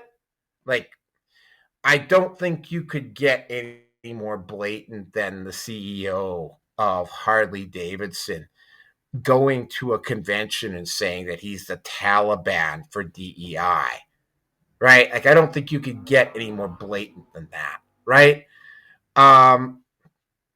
So, it's, but here's the other part on this again, right? Like, how I found out about this, and I think V, you're going to find this rather interesting. How I found out about this was on Twitter or X. What was going on here is, and this is absolutely stupid, but this is something that comes up. Some woman posted up how guys in the manosphere are freaking out about a restaurant. And it was like, I went back and I looked, like Andrew Wilson has got a definite conservative leaning, but I didn't hear anything from him. I didn't see anything on any of the other major manosphere podcasts about this. And I was like, sorry, why did you drag us into this? I'm going to say this again to the people listening who are hate listeners. And I know there's probably a couple of you out there. Manosphere does not actually have a political leaning. There is nobody in the manosphere that is actually going to say, yeah, go out and vote for this person. Because for the most part, I mean, while they're definitely not going to be voting for the NDP or the Liberals or the Democrats or the Greens, in all likelihood, I have actually met members of the manosphere that have, though. Yes, people in the manosphere tend to lean maybe a little bit to the right, but by no means are you going to see a guy in the manosphere or a significant portion of the manosphere go and start losing their shit because Cracker Barrel changed their fucking logo and did all of these other things, right? Like, that had to be the stupidest goddamn comment on this. And of course, you've got all of the other left-wing people, and of course, they're doing the usual thing, cry baby, grow up, blah, blah, blah, blah, blah. And it's just, again, it doesn't work because it's like, it's the same old playbook, right? And it's like, and while I am not Christian myself, and while I've never been into a Cracker Barrel myself, it's like, I totally understand why they're angry about this. And yes, they would be angry about this. And if you have a problem with that, you could take your gaslighting and shove it up your ass. Okay? Cracker Barrel chose to do this. They have been choosing to do this now for the better part of 2 decades, right? They chose to go ahead and do this despite the fact that they had seen Tractor Supply, Disney, John Deere, Harley Davidson, Jack Daniels, and a few other companies. Planet Fitness, there's another one. Seeing these companies bite the bullet over this, and they've seen what happens to these companies when they choose to double down and they choose to fight, and they end up losing. Cracker Barrel is going to end up losing. And yeah, this is also the case now, BlackRock is in trouble too. By the way, BlackRock is on the list. Folks, BlackRock is probably on the list. At some point, the Pritzkers, BlackRock, George Soros, or the Open Society led by his son Alex Soros, those places are going to start facing some real legitimate heat. Maybe not tomorrow, maybe not today, but, their ability to control the narrative is slipping by the day. Like, you can have an MSNBC talking head insult quote unquote conservatives for being a bunch of crybabies over the change of a logo. But again, right, that's not what this is. This is not just the changing of a logo. Right? And I didn't mention this because you weren't around for Roblox. Because what happened with Roblox when I was covering that last week was that Roblox was knowingly looking the other way while pedos were clearly operating on their site. And, not only were pedos operating on their site, but they also had LGBTQ organizations, they had BLM, they had Antifa, they had all of these. They were giving them free and unfettered access to kids, not just pedos, right? And they got exposed, and Roblox is also now in big fucking trouble. And it's like, okay, maybe BlackRock or Vanguard or Fleet Street is going to come in with money again to bail your sorry asses out. What's going to happen when that money runs out? Assuming that it already hasn't. Right? What's going to happen when BlackRock starts taking heat? What's going to happen when Fleet Street and Vanguard start taking real heat? What's going to happen when the Pritzkers take heat? What's going to happen when the George Soros money machine in Europe starts to have when they start turning their attention to those guys and start turning those spigots off? Right? Like, this is not over, right? Cracker Barrel will have to fucking fall in line.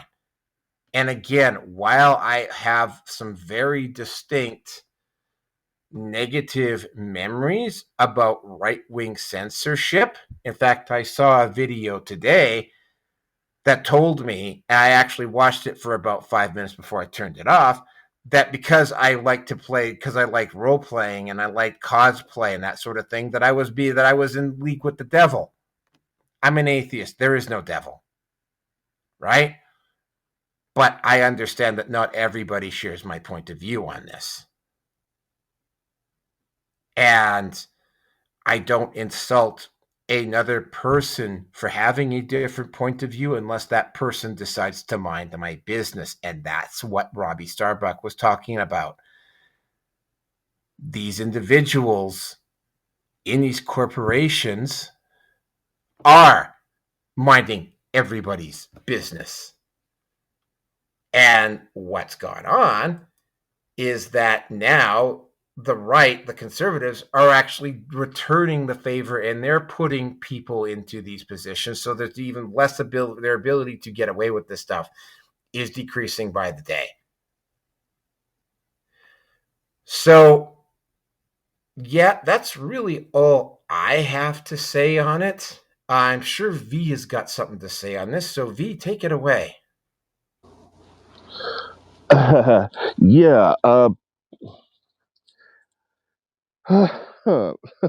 not gonna say when, but there's this woman who took me out on a date, and our first date, she took me to a Cracker Barrel.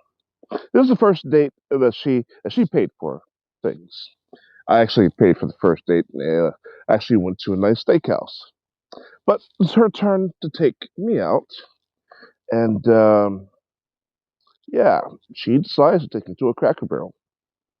That was the white woman, okay, and yeah, she thought, and in retrospect, later on, she thought it was just so hilarious taking me to the Cracker Barrel.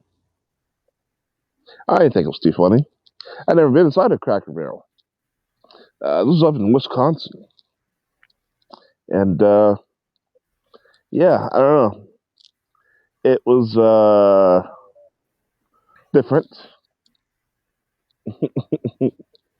but yeah, I don't know. Just there was an invisible statement to be made by taking me to Cracker Barrel. I didn't appreciate that, and that's all I'm going to say.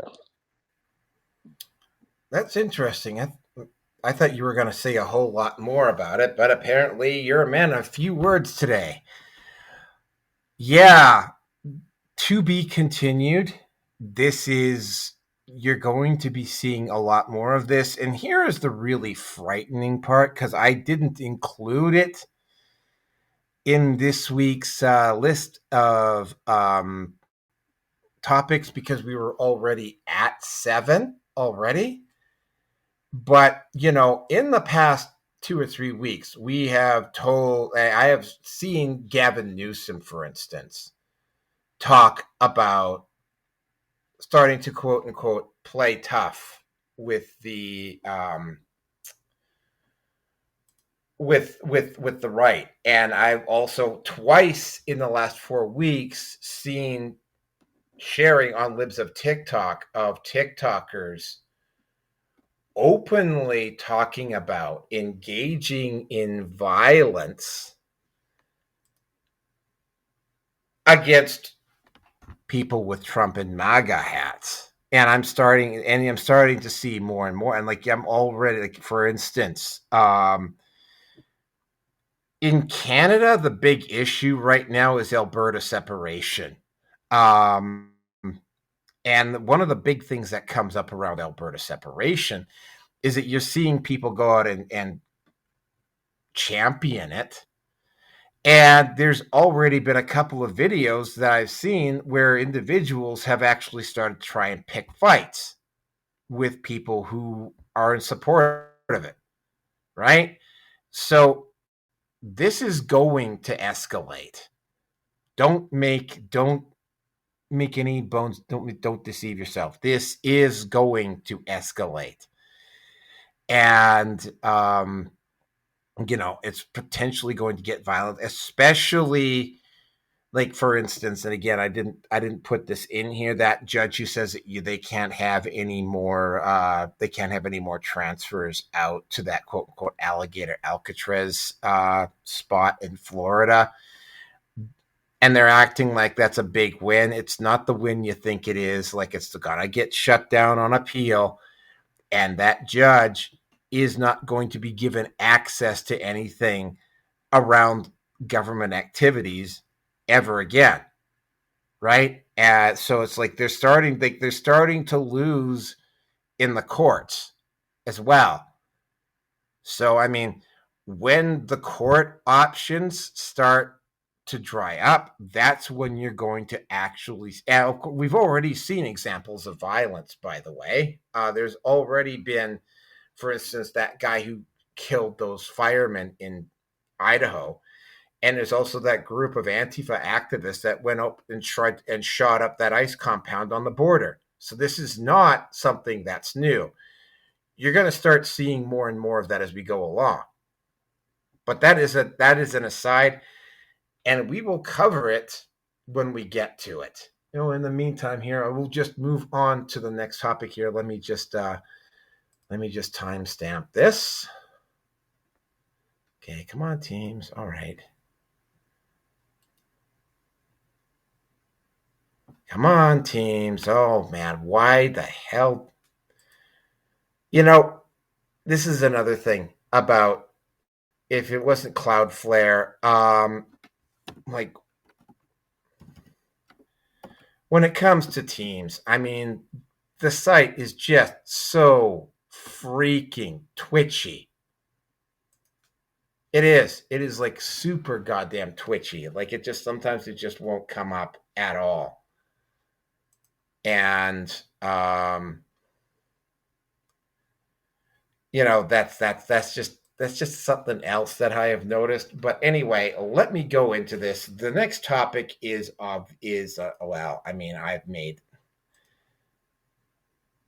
I've said what the next topic is. All right, yeah. So there's a bit of a trade war going on between Canada and the U.S. right now. Well, guess what Mark Carney did today? I will just post it up. It's only 1 minute and 11 seconds, so it's not nearly as long as some of the other ones. But yeah, here we go. Mark Carney on the trade war. He threw in the towel, just so you know. But here you go. So let's be absolutely clear. Canada currently has the best trade deal with the United States.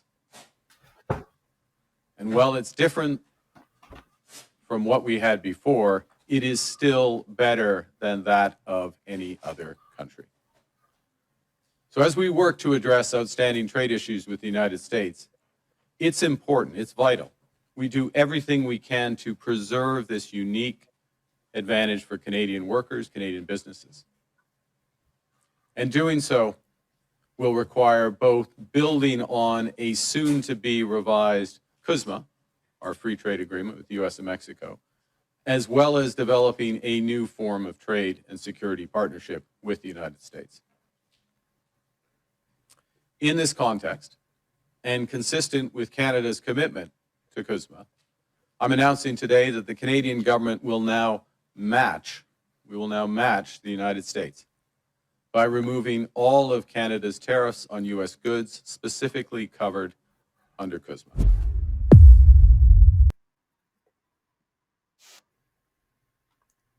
So there we go. Carney threw in the towel on the trade war, which was probably all for the best, by the way. So again, Carney, and this is another Canada thing, but it also involves the U.S. Mark Carney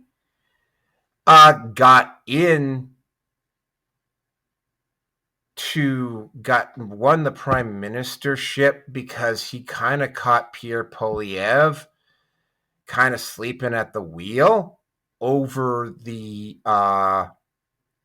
Trump situation, and he was able to play specifically back east. He was able to play off of the specific anti-Trump rhetoric, specifically like the Laurentian Basin and the Lower Mainland in particular.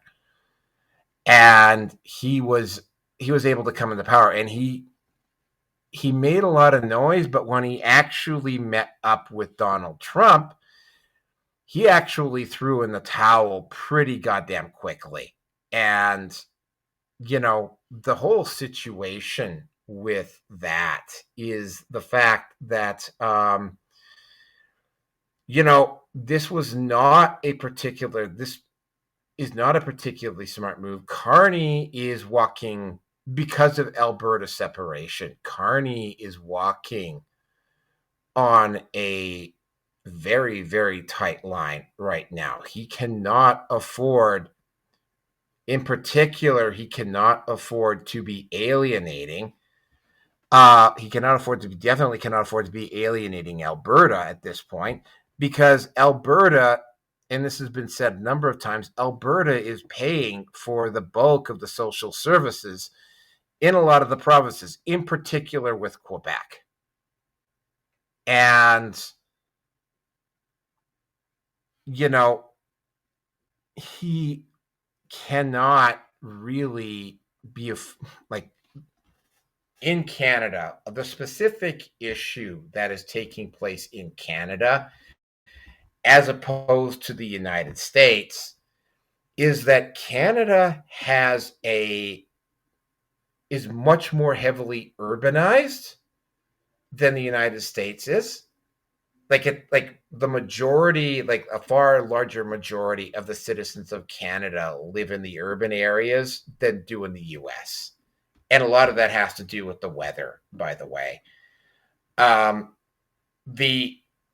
That dynamic means, and that's why the reason why the trucker convoy protest was such a big thing up here, is that the transportation supply corridor in Canada is, and the whole transportation infrastructure in Canada is it needs to be protected and nursed and taken care of to a much greater degree. Well, I say much greater degree, but to a greater degree than it is in the US. And, Trudeau fucked with that system. And to a great degree, because he screwed with that system, certain corporate, it's not just one thing. Certain corporations took advantage of it, but I mean, there's also the gas taxes, which of course the companies that have these fleets of trucks, they pay the extra fees, but they pass those costs on to the consumers, and that daisy chains down the line, and you get a combination of higher prices, and you also get predators, financial predators, for lack of a better term, that are willing to predate people that are already struggling a little bit, and cause them to go into situations kind of like what I'm going through right now, right? And it's Carney, in choosing to go into a trade war with Donald Trump, only made the situation worse. And this is just my suspicion and my speculation, and that's exactly what I'm going to say this. It looks very much like, because Mark Carney is a money guy. Unlike Justin Trudeau, Mark Carney took a look at the books and realized that he could not engage in a sustained economic war with the United States. So, I hate to say this about the guy, but he gave in. But unfortunately, he gave in after the damage was done. So, good on him for realizing that it's probably not a very good idea to be going head-to-head with Donald Trump in the United States. By the way, our military, economic, cultural, and trading partner. And getting back to basics and just getting back to business and doing what Trump does best, which is go over, play square, play fair, and work out some type of a deal. Donald Trump wrote a whole book on that, by the way. Just saying. So, yeah, Carney caved. He should have done it sooner. There's people in the U.S. that are celebrating. I really honestly can't blame him. Carney got in because he went on an anti-Trump tirade, which he is paying for several times over. And well, maybe not so much where I live, because Daniel Smith had enough brains to not antagonize Donald Trump and actually did some smart things, like, say, flying down to Mar-a-Lago and meeting with Donald Trump in person and discussing the issues with them. Just saying, right? Now, there's also the issue with coming back from the United States, the refined oil coming back from the United States into Canada. Again, not going to affect Alberta so much, which I suspect is why Trump did this. It is, however, going to affect Ontario, Quebec, and British Columbia. To a lesser extent, British Columbia, right? Which is, I suspect, one of the reasons why he did it. And again, right,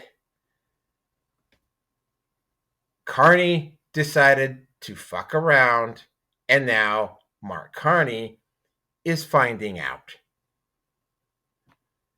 Should have done it sooner. In fact, he should have never, ever even started it. And I am beginning to understand now why Donald Trump, actually, when Donald Trump said he would have preferred the liberals to win as opposed to the conservatives, because it's like, yeah, like Mark Carney, he knows that the Liberal Party here, because he dealt with that slimy serpent Trudeau in his first term, and he knows what he's like, knew that the Liberals weren't going to have any backbone.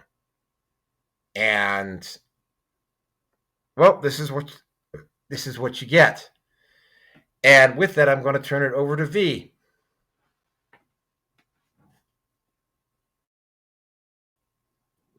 Yeah, well, Trump is a businessman, right? Yeah, he is. So is Carney. But yeah, it's like... well, I mean, nobody thinks businessman thinks Carney. At least no American, anyways. Well, I stand corrected. He's not a businessman. He's a banker. Carney is a banker. Sorry, I stand corrected. Yeah. Carney is a straight up numbers guy, right? Yeah. Carney's going to look at the numbers and look at it and go, yeah, this isn't a good idea. I'm going to throw in the towel, right? Well, being a numbers guy, he doesn't have the feel. Donald, he's the feel the room, feel the opponent. He can read the room. He can do this kind of stuff. Donald Trump can do this kind of stuff, which is why I like him being president. And I'm so sick of, I don't know, are we talking about MSN on this next one?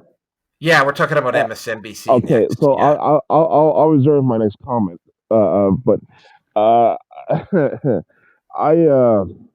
man, I'm so tired of Trump derangement syndrome. But yeah, this is Trump. Trump is my kind of guy. Okay, he's he's a businessman like me.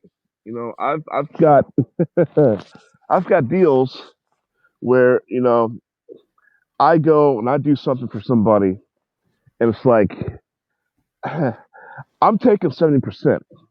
You get 30. All right, V, whatever you want. That's right, whatever I want. I've had to do advertisement, bring in advertisers. Take my chunk, and it's like, I'm about to hit the road again to do that kind of stuff for my social network. But yeah, being a businessman, I mean that's the kind of stuff I like. That's the kind of stuff I admire. Business is also a form of warfare. Okay. Especially when you got competition and there's people you got to bleed dry, and we all know I'm all about the warfare. So I mean, I'm hearing stuff about Trump. He's doing this, he's doing that, but the only thing I can see Trump doing right now is making some money, and I'm not gonna hate him for that. So yeah, I don't know. But I definitely want to talk about MSN. So let's get moving. Okay, so yeah, here this next video is around MSNBC changing his name to MSN. Hold on a second. Let me just I'll just post it up here, and then I will then we'll get started. Okay, here is the MSNBC now thing. Will I timestamp? Cable news channel MSNBC is changing its name, calling itself MS Now, or My Source for News, Opinion, and the World. That's according to internal memos seen by Reuters on Monday. The rebranding comes as parent Comcast moves ahead with its planned spin-off of many of its NBC Universal cable networks, including CNBC and USA, into a separate company called Versant later this year. It's all part of a significant shift in strategy towards streaming networks. The cable channels will also lose the iconic peacock logo associated with NBC Universal, according to a Versant memo. Comcast intends to retain the legacy NBC broadcast network and its film and television studios, which are expected to fuel growth for the Peacock streaming service. Launched in 1996, MSNBC stands for Microsoft and National Broadcasting Company, a name formed through its previous partnership with Microsoft and NBC. The name has outlived its time since Microsoft pulled out of the joint venture that owned MSNBC in 2012. The network is the latest media company to undergo a rebranding. In 2023, Warner Bros. Discovery changed the name of streaming service HBO Max to just Max, only to revert back to HBO Max. And IAC-owned publisher Dotdash Meredith recently rebranded as People Inc. Okay, so there we go. By the way, CNN is not as far down the road as MSNBC. Here's the situation, and you're going to start seeing this with not just with cable news, but you're also going to start seeing this with network news. You're going to start seeing CNN is not far behind on this. Comcast formed separate corporations on this. I suspect a lot of it has to do with the fact that, MSNBC has doubled down. They're not as bad as CNN, but they have doubled down on a lot of stuff and have left themselves open to lawsuits and vicious, nasty lawsuits to boot. And, I don't think Comcast really feels like having to fork out a shit ton of money, pardon the language, to cover these lawsuits. So it's easier, I suspect, for Comcast to break these companies off and put them under a different umbrella. And this is just another speculation on my part. You're going to see one of two roads that MS Now is going to go down. One of them is that MS Now is going to continue doing what they're doing. They're going to make a big, huge oopsie, and that big, huge oopsie is going to get them lawsuited, and they're going to fold rather than continue on broadcasting. That's one. Or two, they're going to tone down the rhetoric, and they're actually going to start reintroducing news and not just state-run leftist propaganda, which is basically what they have been doing for the last few years. Incidentally, man, I've noticed that they got rid of Joy Reid, who is probably one of the most bigoted, hateful people on television. She's gone from MSNBC. I have noticed in the past few months that both CNN and MSNBC have gotten rid of some of their outright race stokers on their channels, from their networks, for a good reason, because they were potentially looking at lawsuits if they didn't. One of the other things that comes up, and again, to quote Rearson, Rachel Madcow. Rachel Maddow won't be bringing in the same kind of money on her next contract negotiation that she has on this one. And that's going to extend to all of the quote-unquote talent that MSNBC has. You're going to see the same thing happen in broadcast news that you saw happen in Hollywood a year or two ago, where you're going to see a series of strikes inside the company, because these companies just simply cannot afford to keep the kind of overhead that they've been running for the last few years, because they don't have the financial resources. And of course, also Pfizer, Moderna, all of those pharmaceutical companies are also potentially also, not just from the outside, but from the inside, they're also going to start facing, I mean, yeah, like there's basically only one of two directions like the West as a whole is going to go through. The West is either going to go through a cathartic, almost kind of like a rebirth situation, which is kind of what happened at one point in the Roman Empire, just before Julius Caesar took over, or the West, or most of the nations in the West, and Canada is actually right up at the top of the list, are just going to collapse in on themselves. Civil war, breakup of the country into different smaller states, so on and so on, right? So, yeah,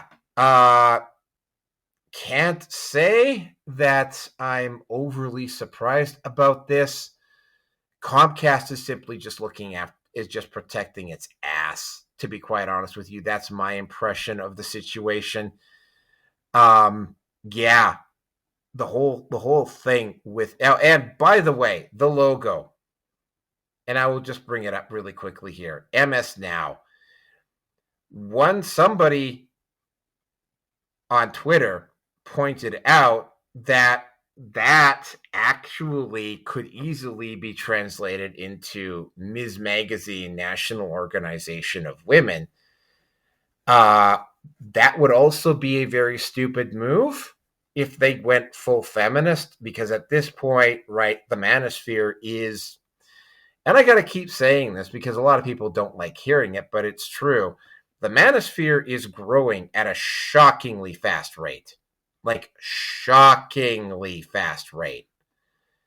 And I don't think that a lot of people are actually prepared about it. So if they go full feminist, that would be, because we talked about that with Disney suddenly realizing it's like, yeah, you know what? Maybe we shouldn't be treating men like they were idiots and insulting men for being men and all of that stuff. Like, maybe we shouldn't have been doing that.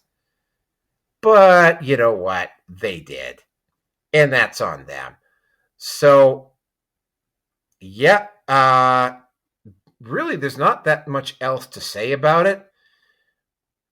The cathedral media or the mainstream media is dying. They are going to have to switch over to streaming, and they are going to have to become a lot more flexible, and they're definitely going to have to move away from the propaganda, because the state, no matter how much it tries to censor, and I got to point out that the laws specifically in the United States make censorship very, very difficult. It's a little bit easier here in Canada. Unfortunately for the power brokers back in Ottawa, they got a superpower right on their southern border, and that's going to limit their ability to get too dogmatic and too censorious about the things that they're doing. So, yeah, that's really all I got to say about this. V, let's finish this topic. Yeah, well, when I hear MS Now, I think of multiple sclerosis. Now, if you've been around people with multiple sclerosis, they just call it MS. MS. Anyways, so something I like to do, and I just got a brand new Android, right? I got a new device, and so I don't have like any of my history on it. Like I download various different mock YouTube type apps that gets YouTube content without the some of the features of YouTube. For example, I like to keep videos that I like, so I'll have a download feature. and things like that.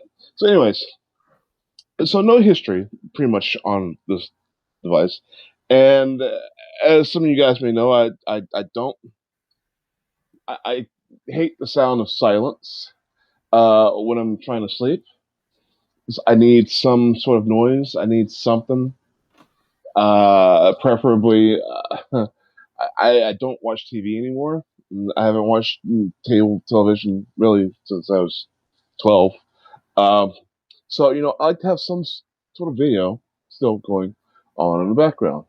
I usually watch documentaries, things like that, on YouTube. So, uh, I was watching something quasi political, not so much, uh, um, not so much today's politics, but when you have it on autoplay, it's gonna kick out another video that that's suggested, right? Right. We all know this. Okay, so I'm just sleeping. And this morning. I'm just sleeping. I'm irritated. I'm just irritated like hell. Like, why am I irritated? And I typically I'm losing this ability, but I would have the ability to be able to hear and understand what I'm listening to in my sleep. I used to do a lot of research that way. Uh, I'm losing that ability. I guess I'm getting older or not having the need to do it so much. But anyhow, I'm just so irritated this morning, and I'm trying to figure out why. And I turn over and I look at my phone to see what's playing, and it's MSNBC. Now, I quickly changed it to something else because all I'm hearing is Trump, Trump, Trump, Trump, Trump, Trump, Trump, Trump, Trump, Trump did this, Trump did that, Trump evil, Batman evil, Orange Man bad. This is all I'm hearing, right? Okay, I'm gonna change this. I changed to something else. I fall asleep, and the next thing you know, I'm feeling irritated again in my sleep. I wake up, look at the phone. It's back on MSNBC. I go through this process maybe I don't know, like 5 times this morning. I'm like, okay, I can't do this. So, and it's all about Trump, Trump, Trump, Trump. Now, I have gone to sleep to some things, and I force my phone to play some Fox stuff. I get on a Fox playlist, and I don't hear Biden, Biden, Biden, Biden, Biden, Biden, Biden, Biden, Biden, Biden, Biden. Yeah, you're gonna hear, during that time period, during his administration, yeah, oh yeah, Biden screwed up, and then this is also what's going on else in the world. But with MSNBC, it was like Trump, Trump, Trump, Trump, Trump, Trump, Trump, Trump, Trump. Like this is Biden. Or, I'm sorry, this is Trump derangement syndrome right here. Like, what the? Can they talk about anything else other than what Trump is doing wrong? Half the stuff they're saying is not even true. The other half is debatable. So it's like I don't know why, and this I forget that this happens, but YouTube, if you YouTube when it's just videos and it auto plays a video for you, and it plays news, it defaults to MSNBC, not Fox, not even CNN. It defaults to MSNBC, which I don't think is fair. If you're gonna kick me a MSN a video news feed, then switch it up. go through all the other networks too. No, YouTube refuses to do that. YouTube, I don't know what special deal they have. I don't know who's filleting who underneath the table, but that's and I'll take it back. There is another one that they cycle to, and that's PBS, the PBS News, which also hates Trump.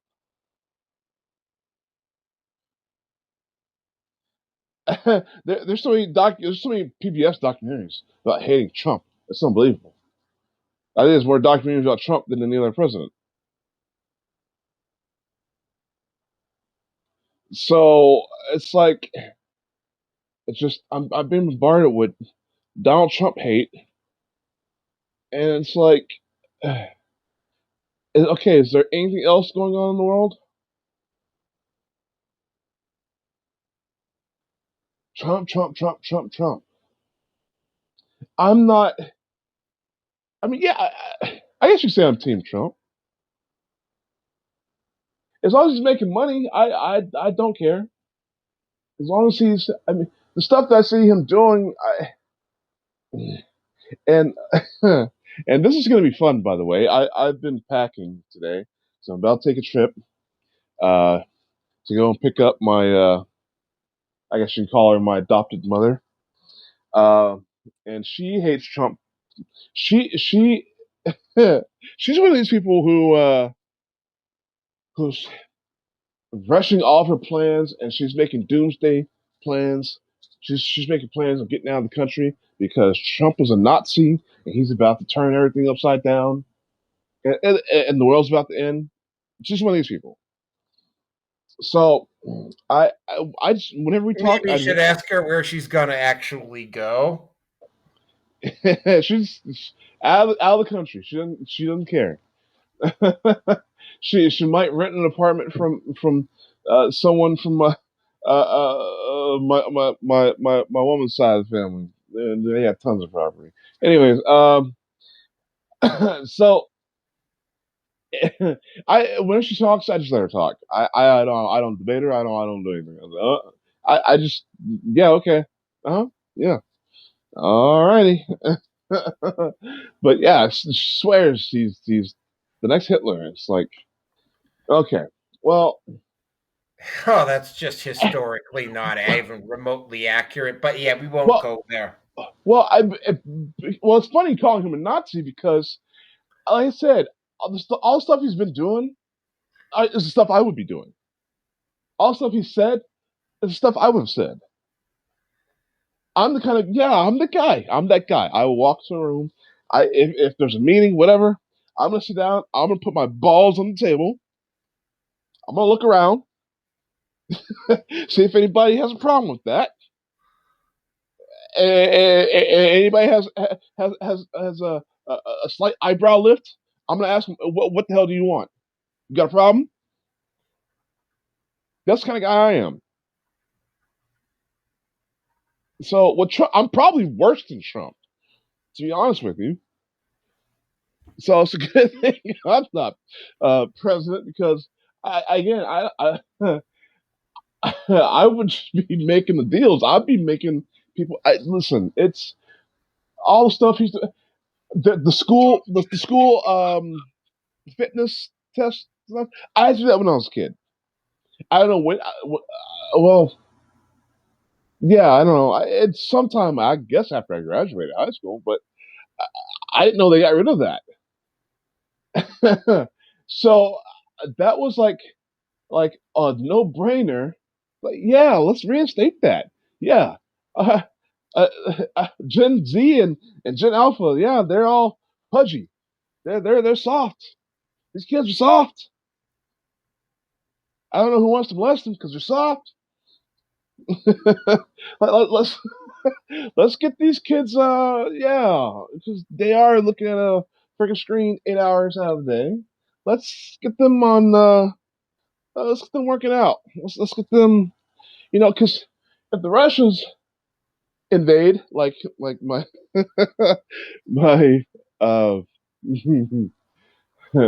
my adopted mother likes to say, like if they invade, because the Russians would invade us. But no, if somebody were to invade us, we're screwed. The younger generation is not going to be able to protect their elders. It's not going to happen. So it's like he's doing all these no-brainer stuff, and he's catching hell for it. MSN is giving him hell about everything he's doing. And I'm just totally flipping anything positive he's doing into a negative, no matter what it is. I don't agree. You know, I used to think Fox News would take things a tad too far, but compared to MSNBC, like, these people are on a mission. They're hell bent on doing everything they can to destroy the name of this man, to destroy his legacy, destroy his administration, to destroy his existence. It's like, get over it. Go climb a clock tower. Take him out. Just shut up about it. I don't care what. Just shut up about it. And I'm having to hear this in my sleep because I'm not that aware enough to wake up yet. You know, I have to get irritated enough to wake up, and I'm hoping I don't have to experience that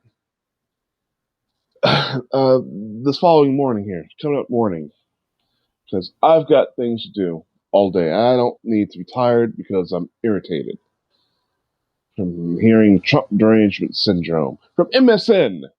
You know? Yep. So yeah, that's what I wanted to rant about.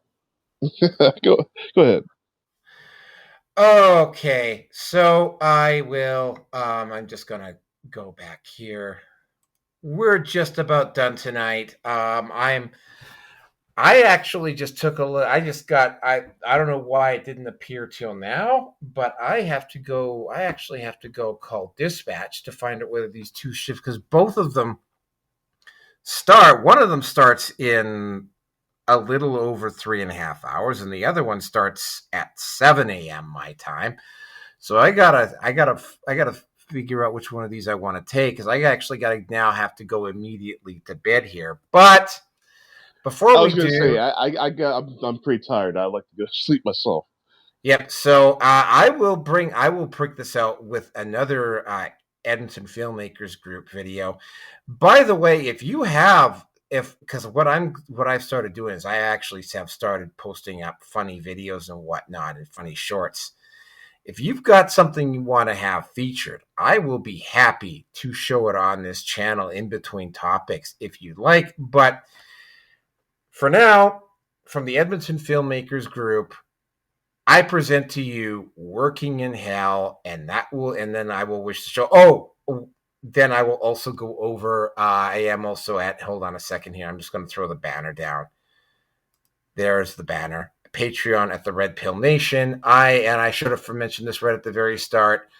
Rumble, BitChute, Odyssey, MGTOW TV, Brighteon, and YouTube.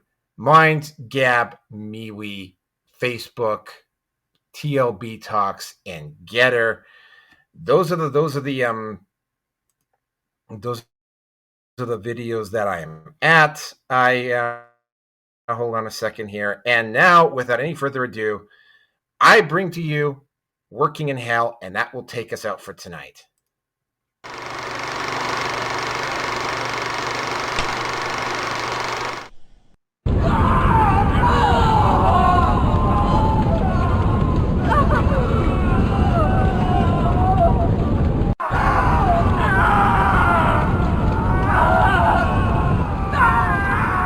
This is hell, and I have to work here. I lick the souls and fill them with blackness, torment, and chaos, cycling in torment to all the souls in hell, ripping their minds. I am the certified public accountant of hell. I work the books and look also for cost-saving measures to save on expenditures here in hell. 137.25, 43, 147, 26, 2639, 147, 78, 99. Could somebody move that guy? One of the worst things about hell is the amount of sweat that accumulates. I asked the devil himself if we could write off deodorant. No. That's the usual response in this place.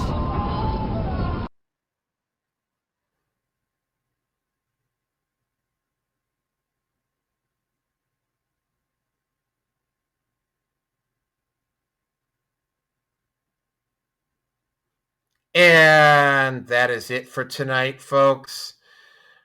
Don't know when the next one's gonna be. It will be at some point next week.